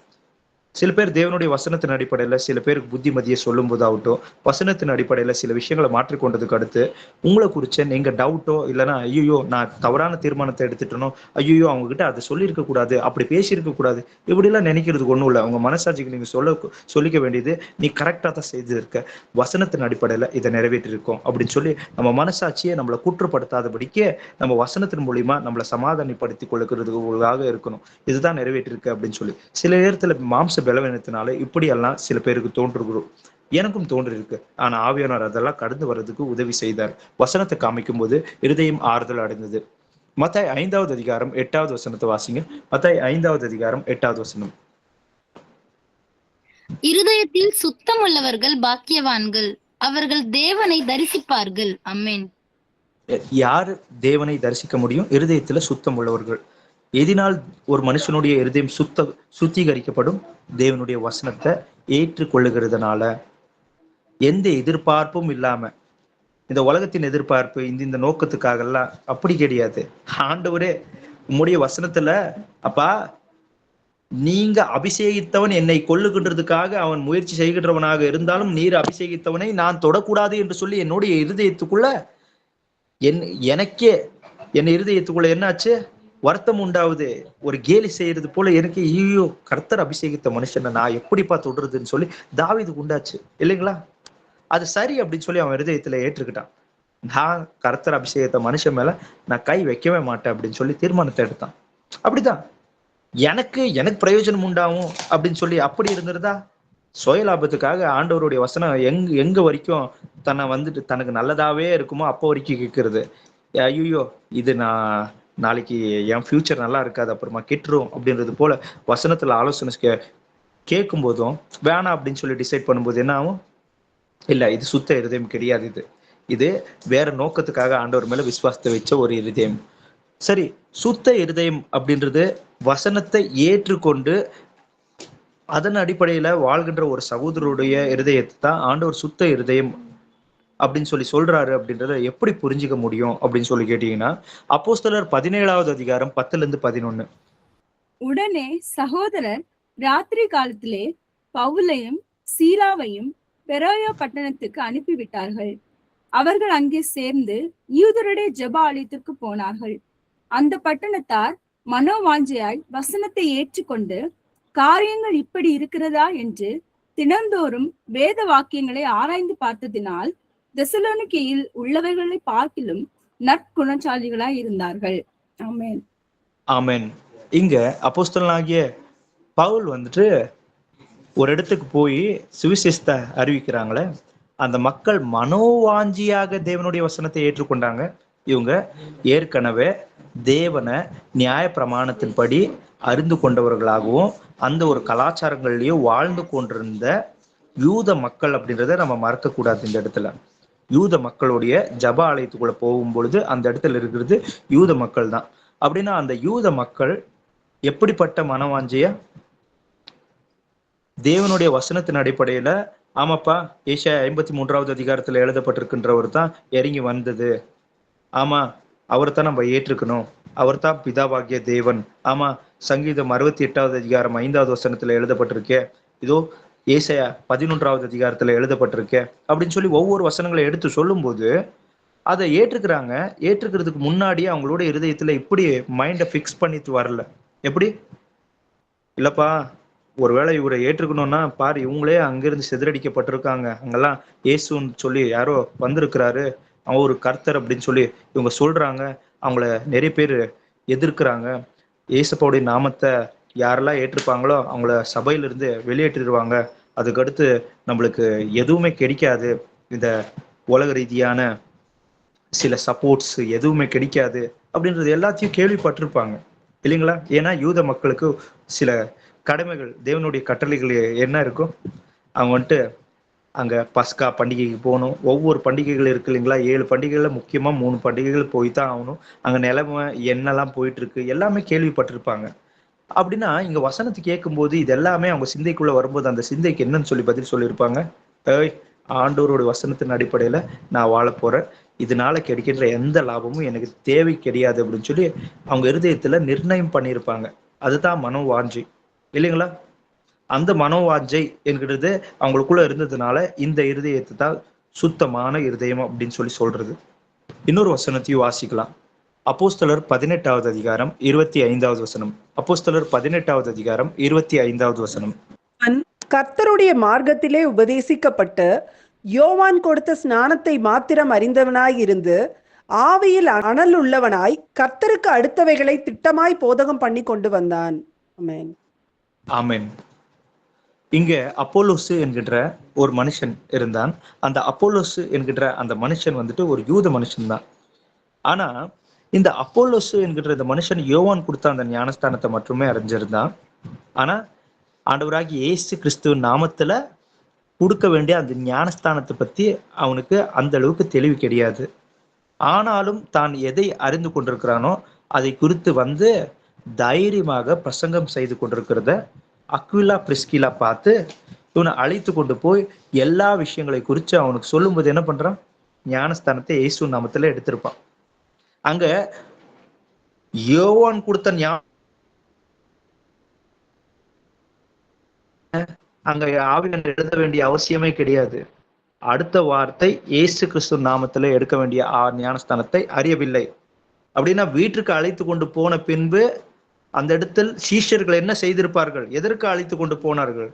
இயேசு கிறிஸ்து நாமத்தில் ஞானஸ்தானத்தை பெற்றுக்கொள்ள வேண்டும் என்று சொல்லி அதை எழுதவில்லை. ஆனா ஆவியானவர் நிச்சயமாக அவனுக்கு ஞானஸ்தானத்தை கொடுக்க இவர்களுக்கு சொல்லி இருக்கிறார்கள் அப்படிங்கிறத நம்ம வசனத்தின் மூலியமா அறிந்து கொள்ள முடியும். அப்படின்னா இவனும் நம்ம பார்க்கும்போது ஒரு யூத மனுஷனா இருக்கிறான். எவ்வளோ நியாய பிரமாணத்தை குறித்து அவன் நன்றா அறிந்தவனாக இருக்கிறான், மனோவாஞ்சியா இருக்கிறான், ஆவில் அனல் உள்ளவனாக இருக்கிறான். ஆனா எதுக்காக இவ்வளோ போர்ஸா ஆண்டவர் இவனை எடுத்து பயன்படுத்துகிறதுக்கு, இவ்வளோ முழுசா ஆண்டவர் அவனை பயன்படுத்துறதுக்கு உண்டான காரணம் என்ன? மனோ வாஞ்சை இருக்கிற சுத்த இருதயம் இருக்கு. வசனத்தின் அடிப்படையில எந்த ஆலோசனைகளை சொன்னாலும் எதை மாற்றிக்கொள்ள வேண்டும் என்றாலும் நான் என்னை ஆண்டவருக்கு ஒப்பு கொடுக்க நான் தயார் என்கின்ற அந்த மனநிலைமையில் இருக்கிறார்கள் இல்லைங்களா? அதனால தான் அப்போலோசு ஞானஸ்தானத்தை பெற்றுக்கிறாரு. அதுக்கு அடுத்துதான் அவர் இல்லப்பா நான் போய் இந்த கொரியந்த மக்கள் அந்த இடங்களுக்கு அகாய்க்கு போறேன், நான் அங்க போய் அங்கேயும் சுவிசேஷத்தை அறிவிக்கிறேன் அப்படின்னு சொல்லி புறப்பட்டு போறாரு. ஹல்லேலூயா. இப்படிதான் தேவனுடைய பிள்ளைகளாகிய நம்மளுடைய இருதயத்துக்குள்ள இப்படிப்பட்ட ஒரு மன வாஞ்சை என்கிற சுத்த இருதயம் நம்மளுக்குள்ள இருக்கணும். இன்னொரு வசனத்தையும் வாசிக்கலாம். அப்போஸ்தலர் 18வது அதிகாரம் 5-6. அப்போஸ்தலர் 18வது அதிகாரம் 5-6. மக்கதோனியாவிலிருந்து சீலாவும் தீமோத்தேயும் வந்தபோது பவுல் ஆவியில் வைராக்கியம் கொண்டு இயேசுவே கிறிஸ்து என்று யூதருக்கு திருஷ்டாந்தப்படுத்தினான்.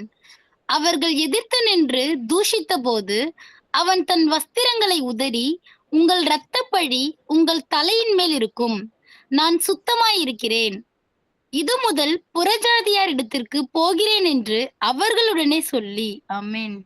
ஆமென். இந்த இடத்துல என்ன பார்க்கிறோம்? கொரிந்த மக்களுக்கு போய் அப்போஸ்தலனாகிய பவுல் வந்துட்டு சுவிசேஷத்தை அறிவிக்கிறாரு இல்லைங்களா? சுவிசேஷத்தை அப்படின்னு சொன்னா ஏசப்பா பிதா, வர வேண்டிய அந்த கிறிஸ்து வேற யாரும் கிடையாது, ஆண்டவராகிய இயேசுதான் அப்படின்னு சொல்லி கிளியராகவே ஏசப்பா கர்த்தர், அந்த பிதாவாகிய தேவன் அப்படின்னு சொல்லி வசனத்தின் மூலியமா கிளியரா அவங்களுக்கு விலைக்கு சொன்னாலும் அவங்க என்ன பண்றாங்க, நம்பாம இருதயத்தை கடினப்படுத்திக்கிறாரு. கடினப்படுத்தி கொண்டு தூசிக்கும் போது என்ன பண்றாரு, வஸ்திரத்தை உதறி விடணும் அப்படின்றது ஏசப்பா சொன்ன வசனத்தின் அடிப்படையான கட்டளை. அந்த வஸ்திரத்தை உதறி விட்டு தூசியை தள்ளி விட்டு நீங்க அங்கிருந்து புறப்பட்டு போகணும். தூசியை தள்ளி விடுறதுக்கு இருதயம் வந்துட்டு ஐயோ என்னப்பா இப்படி பண்ற, அதுதான் உங்க மனசாட்சி அது ரைட் அப்படின்னு சொல்லணும். வசனத்தின் அடிப்படையில் அதுதான் நியாயம். அதுக்கடுத்து அவர் என்னன்னு சொல்றாரு, நான் உங்களை விட்டு புறஜாதிகள் இடத்துக்கு போகிறேன் அப்படின்னு சொல்றாரு. நான் சுத்தமா இருக்கிறேன் அப்படின்றாரு. எதுக்கு புறஜாதிகள் இடத்துக்கு போறதை குறித்து தான் சுத்தமா இருக்கிறேன் அப்படின்னு சொல்றாரு? அதுக்கு காரணம் இருக்கு. புறஜாதிகள் இடத்துக்கு போக வேண்டும் என்கிறது தேவனுடைய கட்டளை. அந்த கட்டளைய நீங்க நிறைவேற்றுகிறீர் என்றால் நீங்க சுத்தமா இருக்கிறீங்க, வசனம் உங்களுக்குள்ள இருக்குன்னு அர்த்தம். வசனம் உங்களுக்குள்ள இருந்துச்சுன்னா நீங்க சுத்தமா இருக்கிறீங்கன்னு அர்த்தம். நீங்க சுத்தமா இருக்கிறீங்கன்னா உங்க உள்ளம் சுத்தமா இருக்கு அப்படின்னு சொல்லி அர்த்தம். எப்படி இதை புரிஞ்சுக்கிறது? அடுத்து இன்னொரு வசனத்தையும் வாசிக்கலாம். அந்த வசனத்துல இதை கிளியரா புரிஞ்சுக்க முடியும். அப்போஸ்தலர் 13வது அதிகாரம் 46-47. அப்பொழுது பவுலும் பர்னபாவும் தைரியம் கொண்டு அவர்களை நோக்கி, முதலாவது உங்களுக்கே தேவ வசனத்தை சொல்ல வேண்டியதா இருந்தது. நீங்களோ அதை தள்ளி உங்களை நித்திய ஜீவனுக்கு அபாத்திரராக தீர்த்து கொள்ளுகிறபடினால், இதோ நாங்கள் புறஜாதியரிடத்தில் போகிறோம். நீர் பூமியின் கடைசி பரியந்தம் இரட்சிப்பா இருக்கும்படி உம்மை ஜாதிகளுக்கு ஒளியாக வைத்தேன் என்கிற வேத வாக்கியத்தின்படி கர்த்தர் எங்களுக்கு கட்டளையிட்டிருக்கிறபடியினால் இப்படி செய்கிறோம் என்றார்கள். ஆமேன். பூமியின் கடைசி பரியந்த வரைக்குமே நான் உங்களை வெளிச்சமாக வைக்கிறேன் அப்படின்றது பழைய உடன்படிக்கையில் எழுதப்பட்டிருக்கின்ற ஒரு வசனம். அந்த வசனத்தை தான் நாங்கள் நிறைவேற்ற போகிறதுனால அந்த வசனம் எங்க இருதயத்துக்குள்ள இருக்கு, எங்க மனசாட்சிக்குள்ள இருக்கு. எங்க மனசாட்சியின் அடிப்படையில, இந்த வசனத்தின் அடிப்படையில அது நியாயம் அப்படின்னு சொல்றதுனால தான், அதை நிறைவேற்றுகிறதுனால தான் அவர் என்னன்னு சொல்றாரு, நான் சுத்தமா இருக்கிறேன் அப்படின்னு சொல்றாரு. அவங்களோட இருதயம் சுத்தமா இருக்கு, எந்த கள்ளக்கபடமும் இல்லாம சுத்தமா இருக்கு அப்படின்றாரு. இதை இன்னும் டீட்டெயிலா புரிஞ்சுக்கலாம் அப்படின்னா ஏசப்பாவே சொல்லியிருக்காரு, வசனம் உங்களுக்குள்ள போயிடுச்சு அப்படின்னா நீங்க சுத்தமா இருக்கீங்க அப்படின்னு ஏசப்பா சொல்லியிருக்கிறாரு. யோவான் 15வது அதிகாரம் 2-3. யோவான் 15வது அதிகாரம் 2-3. என்னில் கனி கொடாதிருக்கிற கொடி எதுவோ அதை அவர் அறுத்து போடுகிறார். கனி கொடுக்கிற கொடி எதுவோ அது அதிக கனிகளை கொடுக்கும்படி அதை சுத்தம் பண்ணுகிறார். நான் உங்களுக்கு சொன்ன உபதேசத்தினாலே நீங்கள் இப்பொழுதே சுத்தமாய் இருக்கிறீர்கள். ஆமென். நான் சொன்ன உபதேசத்தினால நீங்கள் இப்பொழுது சுத்தமா இருக்கிறீர்கள் அப்படின்றாரு. அப்படின்னா கனி கொடுக்கின்ற அந்த கொடி எதுவோ அப்படின்னா மனோவாஞ்சியாய் இருக்கின்ற அப்போலோசரை போல இல்லைங்களா? பெராயா அந்த பட்டணத்தின் மக்கள் இருந்தாங்களே, மனோவாஞ்சியா இருந்தவர்கள் இல்லைங்களா? கனி கொடுக்கின்ற மரம் எதுவோ, தேவன் என்ன சொல்லுகிறார் அவருடைய வார்த்தையில் ஆலோசனை, அந்த வார்த்தையை அந்த ஆலோசனையை நான் ஏற்றுக்கொள்ளுகிறேன், அதன்படி நான் நடக்க விரும்புகிறேன், அதுதான் என் விருப்பமாக நான் மாற்றிக்கொள்ளுகிறேன் அப்படின்னு விரும்பும் பொழுது நீங்கள் கேட்ட உபதேசத்தினால், நீங்கள் கேட்ட அந்த வார்த்தையை ஏற்றுக்கொண்டதன் நிமித்தமாக நீங்கள் இப்பொழுது சுத்தமா இருக்கிறீர்கள் அப்படின்றது தான் ஆண்டவர் சொல்லுகிறது. 1 தீமோத்தேயு 1வது அதிகாரம் 5வது வசனம். 1 தீமோத்தேயு 1வது அதிகாரம் 5வது வசனம். கற்பனையின் பொருள் என்னவெனில், சுத்தமான இருதயத்திலும் நல் மனசாட்சியிலும் மாயமற்ற விசுவாசத்திலும் பிறக்கும் அன்பே. ஆமென். கற்பனையின் பொருள் என்ன? அதோடைய முழு நோக்கம் என்ன? சுத்தமான இருதயம் இல்லைங்களா? மாயமற்ற அன்பு, விசுவாசம் என்கிறது தான். அதனால் பிறக்கின்ற அன்பு தான் அந்த கற்பனையின் அந்த பொருள் அப்படின்னு எழுதப்பட்டிருக்கு. அப்படின்னா இங்கேயும் நம்ம பார்க்கிறோம் அந்த சுத்தமான இருதயம் அப்படின்னு பார்க்கிறோம். அதுக்கடுத்து என்னது? நம்மளுடைய நல் மனசாட்சி அப்படின்னு நம்ம பார்க்கிறோம். இந்த சுத்த இருதயமும் மனசாட்சியும் ஒரு ஏசப்பா செப்பரேட்டா எழுதி இருக்கிறாரு. ஆவியானவர் அப்போஸ்தலனாகிய பவுல் மூலியமா சுத்தமான இருதயம் என்றால் என்ன, நல் மனசாட்சி அப்படின்னு சொன்னா என்ன அப்படின்னு கேட்டீங்கன்னா, சுத்த இருதயம் என்கிறது தேவனுடைய வசனத்தை ஏற்றுக்கொள்ளுகிறார்கள். அதற்கு எந்த விதமான எதிர்பார்ப்பும் எந்த மறுப்பு தெரிவிக்காம ஆண்டவர் என்ன சொன்னாலும் அந்த வார்த்தையின் அடிப்படையில என்னை மாற்றிக்கொள்ள விரும்புகிறேன் அப்படின்னு அதுதான் சுத்த இருதயம். நல் மனசாட்சி அப்படின்னு சொன்னா என்ன அப்படின்னு கேட்டீங்கன்னா, நல் மனசாட்சி அப்படின்னு சொன்னா நம்ம யோசிப்பை பார்க்கிறோம் இல்லைங்களா? அவருடைய சிச்சுவேஷன் சில இடங்கள்ல சூழ்நிலைகள் மாறுச்சு. ஆனா அந்த சூழ்நிலையை பொறுத்து ஐயோ எனக்கு ஏதோ அசம்பவிதமான சில விஷயங்கள் எனக்கு நடந்துடுச்சப்பா, அசம்பவிதமான சில விஷயங்கள் எனக்கு நடந்திருக்கிறதுனால நான் கர்த்தரால கைவிடப்பட்டிருக்கேன் அப்படின்னு வசனத்தை விட்டு விலகி புறஜாதி போல நடந்துக்கினாரா? இல்லையே. தானியேலை பார்க்கிறோம், ஷத்ராக் மேஷக் அபேத்நேகோவை பார்க்கிறோம், ஆப்ராம் பார்க்கிறோம், எகிப்துல நடந்தது. அதுக்கடுத்து ஈசேக்கு பார்க்கிறோம், கேகாரில் நடந்தது. யாக்கோபு பார்க்கிறோம், லாபானுடைய வீட்டுல நடந்தது. எவ்வளோ விதமான தேவனுடைய வசனத்தை ஏற்றுக்கொண்டு நடக்கின்ற பிள்ளைகளுக்கு சில சந்தர்ப்பங்கள்ல தேவனுடைய வசனத்தின் பயம், தேவனுடைய பயமின்றி இருக்கின்ற மக்கள் மூலியமாக சில துன்பங்கள் துயரங்கள் உண்டாகும் பொழுது சோர்ந்து போகவில்லை, கர்த்தரை மறுதளிக்கவில்லை, கர்த்தரை விட்டு விலகவும் இல்லை. அன்றியும் அவருடைய தீர்மானத்தின்படி அழைக்கப்பட்டு அவரிடத்தில் அன்பு கூறுகின்ற அவருடைய பிள்ளைகளுக்கு சகலமும் நன்மைக்கு ஏதுவாக நடக்கும் என்று அறிந்தபடியினால சமூகத்துக்கு தகப்பனாக உன் சந்ததி அப்படின்னு ஆண்டவர் ஆபிரகாமுக்கு சொன்னாரு. அந்த சந்ததியில கிறிஸ்து தோன்றினார் அப்படின்னு நம்ம பார்க்கிறோம் இல்லைங்களா? அவ்வளோ பெரிய ஆசீர்வாதம். நாம அவ்வளவுதான், அப்படியாகத்தான் இருக்கணும். அதுதான் நல் மனசாட்சி. ஏன்னா ஒரு வண்டி ஃபர்ஸ்ட் டைம் நீங்க வண்டி ஓட்டுறீங்க, வெளியே போயிட்டு இருக்கீங்க, ஃபர்ஸ்ட் டைம் பஞ்சர் ஆச்சு, பெட்ரோல் காலி ஆச்சுன்னா, அது ஃபர்ஸ்ட் டைம் நீங்க ஒரு விஷயத்த சந்திக்கும் போது, இந்த உலகத்திலேயே எல்லா மனுஷனை காட்டுறதும் நான் தான் கஷ்டப்பட்டுட்டு இருக்கிறேன் அப்படின்ற ஒரு ஒரு அனுபவம், ஒரு சிந்தை, ஒரு அழுத்தம் உங்களுக்குள்ள வரலாம். சரிங்களா? ஆனா அதை கடந்து வந்ததுக்கு அடுத்து யாருன்னா அப்படி பஞ்சர் ஆனவங்களுக்கு, பெட்ரோல் காலி ஆயிட்டு போறவங்களை பார்க்கும்போது என்ன போல நிறைய பேர் இருக்கிறாங்க அப்படின்னு சொல்லி உங்க இருதயத்தை தேற்றிப்பாங்க. இல்லைன்னா அது போலத்தான் ஒரு விஷயத்த நம்ம கிராஸ் பண்ணி வந்ததுக்கு அடுத்து அது என்ன அப்படின்றத நம்மளால புரிஞ்சுக்க முடியும், ரியலைஸ் பண்ண முடியுது. எனக்கு மட்டும் கிடையாதுப்பா, இந்த உலகத்துல இருக்கிற எல்லா மனுஷனுக்கும் உள்ள ஒரு விஷயம்தான். ஆனாலும் நான் நல் மனசாட்சினா எப்படி, எசப்பா பாத்தீங்களா இன்னைக்கு வண்டி ஆஃப் ஆச்சு, ஆனா கரெக்டா மெக்கானிக் ஷாப் முன்னாடி ஆஃப் ஆச்சு.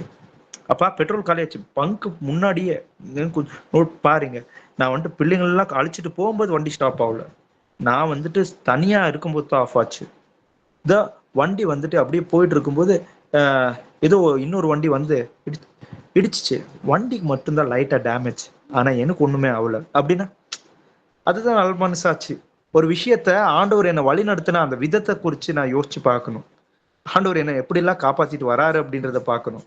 அதுல இருக்கிற குறைய பிடிச்சிட்டு சொல்லிட்டு இருந்தா ஆண்டவர் குற்றப்படுத்துறதுக்காக பிசாசுடைய இடத்துல நம்ம நின்றுட்டோமோன்றது போல முறுமுறுப்பின் உதடு இருக்கு இல்லைங்களா, அது ஒரு கெட்ட பழக்கம். மதம் பிடித்த இல்லைன்னா மதுபான அருந்தின ஒரு மனுஷனுடைய ஒரு மனது எப்படியோ அப்படியாகத்தான் முறுமுறுப்பு என்கிறத நம்ம உதடுக்கோ நம்ம பேசுறது துணியாம நம்ம மனசுலயும் அப்படியே நினைச்சிருந்து, ஏன் இப்படி, ஏன் ஆண்டவர் இன்னும் பார்க்க மாட்டேன்றாரு, ஏன் இது பண்ண மாட்டேன்றாரு, இப்படி எல்லாம் பேசிட்டே இருந்தோம்னா இது துணிகரமா பேசிட்டே இருக்கும். இருதயம் ஆண்டவருக்கு விரோதமா பேசுறதுக்கு துணிந்து கொள்ளும். பழக்கப்படுத்திட்டோம் இல்லைங்களா, அது போல மாறிடும். அதனால ஒவ்வொரு விஷயத்த நிமித்தமா நம்ம என்ன பண்ணணும், அந்த துர்மனசாட்சி அப்படின்றது நம்மளுக்குள்ள நீங்கணும். அப்போஸ்தலர் நடவடிக்கைகள்ல நம்ம 2வது அதிகாரம் 37வது வசனத்துல பாக்குறோம் இல்லைங்களா, பேதுருடைய உபதேசத்தை கேட்ட அந்த மக்கள் எல்லாருமே, அந்த யாரெல்லாம் வந்து பெந்தகுஸ்து நாளன்று அங்க வந்திருந்தாங்களோ அந்த மக்கள் பேதுரோட உபதேசத்தை கேட்கும்போது இருதயத்தில் குத்தப்பட்டவர்களாக மனம் திரும்பினார்கள் அப்படின்னு சொல்லி நம்ம பாக்குறோம் இல்லைங்களா. நம்மளுடைய இருதயமும் எப்படி இருக்குன்னா, இருதயத்துல கூத்தப்பட்டவர்களாக நம்ம மனம் திரும்பணும், குற்ற உணர்வோடு.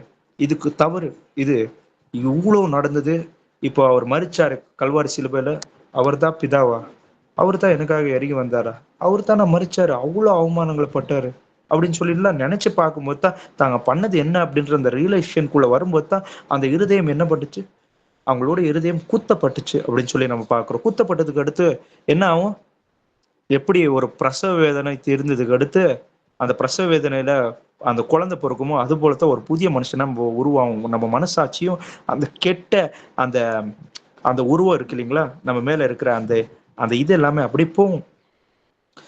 அப்போஸ்தலர் 8வது அதிகாரம் 21வது வசனத்தை வாசிங்க. அப்போஸ்தலர் 8வது அதிகாரம் 21வது வசனம். உன் இருதயம் தேவனுக்கு முன்பாக செம்மையா இராதபடியால் இந்த விஷயத்திலே உனக்கு பங்கும் இல்லை பாகமும் இல்லை. ஆமென். இங்க நீங்க ஒரு மனுஷனை பார்க்க முடியும், சீமோன் அப்படின்னு சொல்லி. என்ன பண்ணுவாரு இவரு வந்துட்டு இவரு கர்த்தரை ஏற்றுக்கொண்டிருக்கிறாரு, ஆனா ஏற்றுக்கொண்ட நோக்கம் வேற.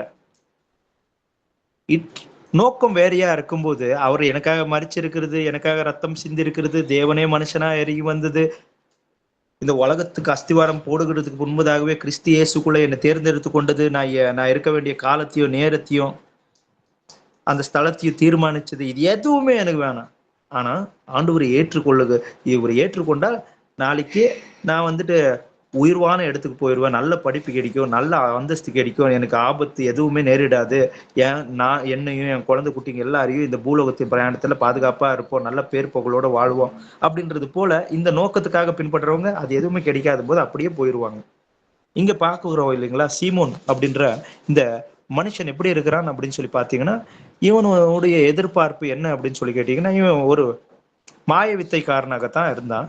இப்ப மாய வித்தைக்காரன் இருந்தவன் வந்துட்டு ஆண்டவருடைய அந்த பரிசுத்தாவினால் உண்டாகிற அந்த வரங்கள் இருக்கு இல்லைங்களா, அந்த வரங்களை இவனும் பெற்றுக்கொண்டு அந்த வரத்தின் மூலியமாக பணத்தை சம்பாதிக்கலாம், தான் ஒரு பெரிய மனுஷன் என்று சொல்லி மீண்டும் நிரூபிக்கலாம் அப்படின்றது போல ஆண்டவர் இந்த காரணத்துக்காக ஏற்றுக்கொண்டவனாக இருக்கிறான். ஆனா அதை பார்க்கும்போது அப்போஸ்தலர்கள் மூலியமாக தேவ ஆவியானவர் கடிந்து கொள்கிறார். என்னவென்று சொல்லி கடிந்து கொள்கிறார் அப்படின்னு சொல்லி பார்க்கும்போது, உன்னுடைய இருதயம் தேவனுக்கு முன்பதாக செம்மையா இல்லை அப்படின்னு சொல்லு. நம்மளுடைய இருதயம் எப்படி இருக்கா கர்த்தருக்கு முன்னாடி அப்படின்னா, நம்மளுடைய இருதயம் நன்மையும் செம்மையுமான அந்த இருதயம் 30, 60, 100 பலன் கொடுக்கும் அப்படின்னு சொல்லி எழுதப்பட்டிருக்கு. அப்படின்னா துர்மனசாட்சி என்கிறது நம்மளுக்குள்ள நீங்கும்படியா ஆண்டவராகிய இயேசு கிறிஸ்து நமக்காக ரத்தத்தை சிந்திருக்கிறாரு.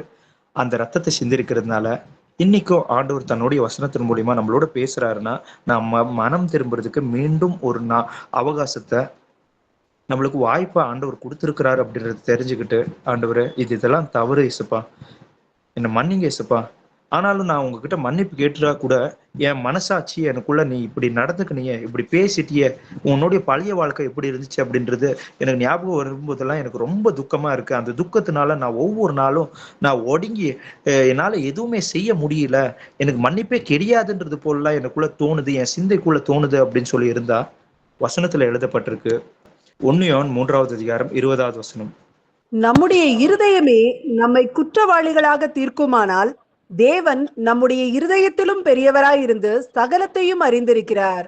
ஆமென். என்னங்களா, நம்ம இருதயமே நம்மளை குற்றவாளி அப்படின்னு சொல்லி ஒருவேளை தீர்மானம் செய்தாலும் தீர்த்தாலும், இதோ நம் இருதயத்தை காட்டிலும் பெரியவர் யார் தெரியுங்களா? ஏசுப்பா. ஹல்லேலூயா. அப்படின்னா அந்த தேவன் அவர் சொல்லியிருக்கிறார், பழைய உடன்படிக்கையில இருந்த அந்த மக்களுடைய மனசாட்சி ஆடு மாடு அந்த ரத்தத்தின் மூலியமா அவங்களுக்கு அந்த பாவம் மன்னிக்கப்பட்டிருக்கு அப்படின்றது போல அவங்களுக்கு அந்த முழு அந்த சமாதானம் அப்படின்றது அவங்களுக்குள்ள இல்லாத ஒரு காரணத்தினால தான் வருஷத்துக்கு ஒரு முறை அந்த மகா ஆசாரியனை உள்ள போறதுக்கு முன்னாடி தாக்குள்ள ஒரு பாவம் இருக்கு அப்படின்ற ஒரு உணர்வு அவனுக்குள்ள இருந்ததுனால தான் அந்த ரத்தத்தை தன்னுடைய கையில ஏந்தி கொண்டவனாக அவன் உள்ள பிரவேசித்து கொண்டிருந்தான் அப்படின்னு சொல்லி பாக்குறோம் இல்லைங்களா? ஆனா நம்ம அப்படி கிடையாதான். ஆண்டவராகிய இயேசு கிறிஸ்துவின் சரீரம் என்கிற அந்த திரை இருக்கு இல்லைங்களா, பரிசுத்த ஸ்தலத்துக்கு போறதுக்கு முன்னாடி இருக்கிற அந்த ஒரு திரை இருக்கு இல்லைங்களா, அந்த திரை அன்னைக்கு என்ன ஆச்சு? ஏசப்பா உயிரை விடும்போது கல்வாரி சிலுவையில அது 2ஆய் பிளந்தது அப்படின்னு சொல்லி பாக்குறோம். அந்த மகா பரிசுத்த ஸ்தலத்துக்கு பிரவேசிக்கிறதுக்கு உண்டான அந்த தகுதியை அவருடைய மரணத்தின் மூலியமா, அவருடைய சரீரம் பிக்கப்படுகிறது மூலியமா நம்மளுக்கு கொடுத்து, அவருடைய ரத்தம் என்கிற அந்த பாதையை நம்மளுக்கு போட்டு கொடுத்திருக்கிறாரு. அப்படின்னா ஆண்டவரே, இப்போ உங்களுடைய வார்த்தையினால நான் உணர்வு அடைந்திருக்கிறேன், என்னை மன்னியும் தகப்பனே அப்படின்னு சொல்லி நீங்க எப்பெல்லாம் ஆண்டவர் உங்களோட பேசும்போது உங்க அறியாமையினால இது தெரியாம இப்படி இருந்த, இல்ல ஏதோ ஒரு காரணத்தினால நீங்க பின்மாற்றம் அடைந்தவர்களை போல இருந்தீங்க அப்படின்னு சொன்னா, இன்னைக்கு ஆண்டவர்கிட்ட நீங்க மன்னிப்பு கேட்டீங்கன்னா கண்டிப்பா ஆண்டவர் மன்னிச்சிருப்பாரு. அத நீங்க வந்துட்டு, ஏன்னா இது ஆடு மாடு ரத்தத்தின் மூலியமாக அல்ல, ஆண்டவராகிய இயேசு கிறிஸ்துவின் அந்த விலை உயர்ந்த அந்த ரத்தம், அந்த ரத்தத்தினால கழுவப்பட்டிருக்கிறீங்க அப்படின்னு சொல்லி, துர்மனசாட்சி நீங்கப்படுகிறதுக்காக அப்படின்னு சொல்லி எபிரேயர் புத்தகத்துல 10வது அதிகாரம் 19-22 வாசிச்சு பாருங்க. துர்மனசாட்சி நீங்கப்படும்படியாகத்தான் ஆண்டவர் நமக்காக மரிச்சிருக்கிறாரு. சரிங்களா? அப்படின்னா நீங்க ஒப்பு கொடுத்ததுக்கு அடுத்து ஆண்டவர் உங்களை கம்ப்ளீட்டா 100% புதுசா மாத்திட்டாரு அப்படின்றது தான் உண்மை. உங்க மனசாட்சியை காட்டிலும் பெரியவர் ஆண்டவர். ஏசப்பா இவ்வளவு நேரமும் நம்மளோட பேசின ஒவ்வொரு வார்த்தைக்காக கர்த்தருடைய நாமத்துக்கு மகிமை உண்டாவதாக ஒரு ஃபைனல் பிரேயரை நானே ஒப்பு கொடுத்து ஒரு ப்ரே பண்றேன்.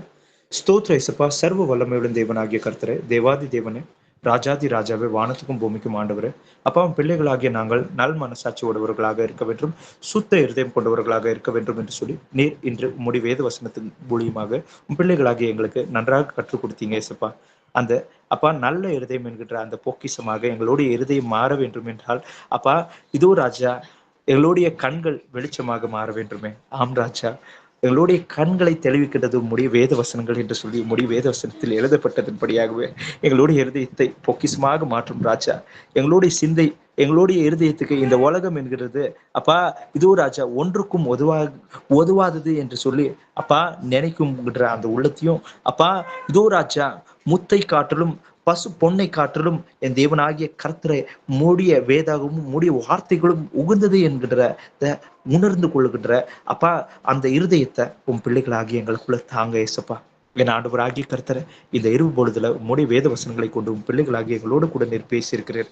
எங்களுடைய உள்ளமாகவே நீர் இருக்கிறீர் என்று சொல்லி அப்பா உம்முடைய வசனங்கள் மூலியமாக நீர் பேசியிருக்கிறீர் ராஜா. எங்களுடைய இருதயம் எங்களை குற்றப்படுத்தாதபடிக்கு அப்பா உம்முடைய வசனத்தின் அடிப்படையில் நாங்கள் எடுத்துக்கொண்ட அந்த தீர்மானத்தை குறித்து அப்பா நாங்கள் மீண்டும் ராஜா அதை குறித்து அப்பா எங்களுக்குள்ள எந்த விதமான சஞ்சலங்களும் ராஜா அப்பா திகைப்பும் பயங்களும் எங்களுக்குள்ள உண்டாவாதபடிக்கு என் தேவனாகிய கர்த்தரை அப்பா எப்படியாக யோவான் ஸ்நானிகனுக்கு அப்பா இதோ ராஜா நீர் சொன்னீரோ அதன்படியாக ராஜா என்னிடத்தில் இடரில் இல்லாதவன் பாக்கியவான் என்று சொன்னது போல உங்களுடைய வார்த்தையின்படி நாங்கள் வாழ்ந்து கொண்டிருக்கிறோம். உங்களுடைய வார்த்தையின்படி ஒரு தீர்மானத்தை எடுத்திருக்கிறோம் என்றால் அப்பா எந்த இழப்பும் எந்த ஒரு மனுஷனுடைய பகைப்பினாலையும் அப்பா நாங்கள் மனம் சோர்ந்து போகாமல் ராஜா நாங்கள் எடுத்த தீர்மானம் தேவனுடைய வார்த்தையின் அடிப்படையில் இருக்கிறபடியினால் அது சரியானது என்று சொல்லி அப்பா நாங்கள் திருடமாக நிற்க அப்பா உதவி செய்யுங்க. எப்படியாக ஆப்ரஹாம் ராஜா அப்பா இதோ அந்த 4 தேசத்தின் ராஜாக்களையும் அப்பா இதோ தோற்கடித்து அப்பா வந்த பின்பு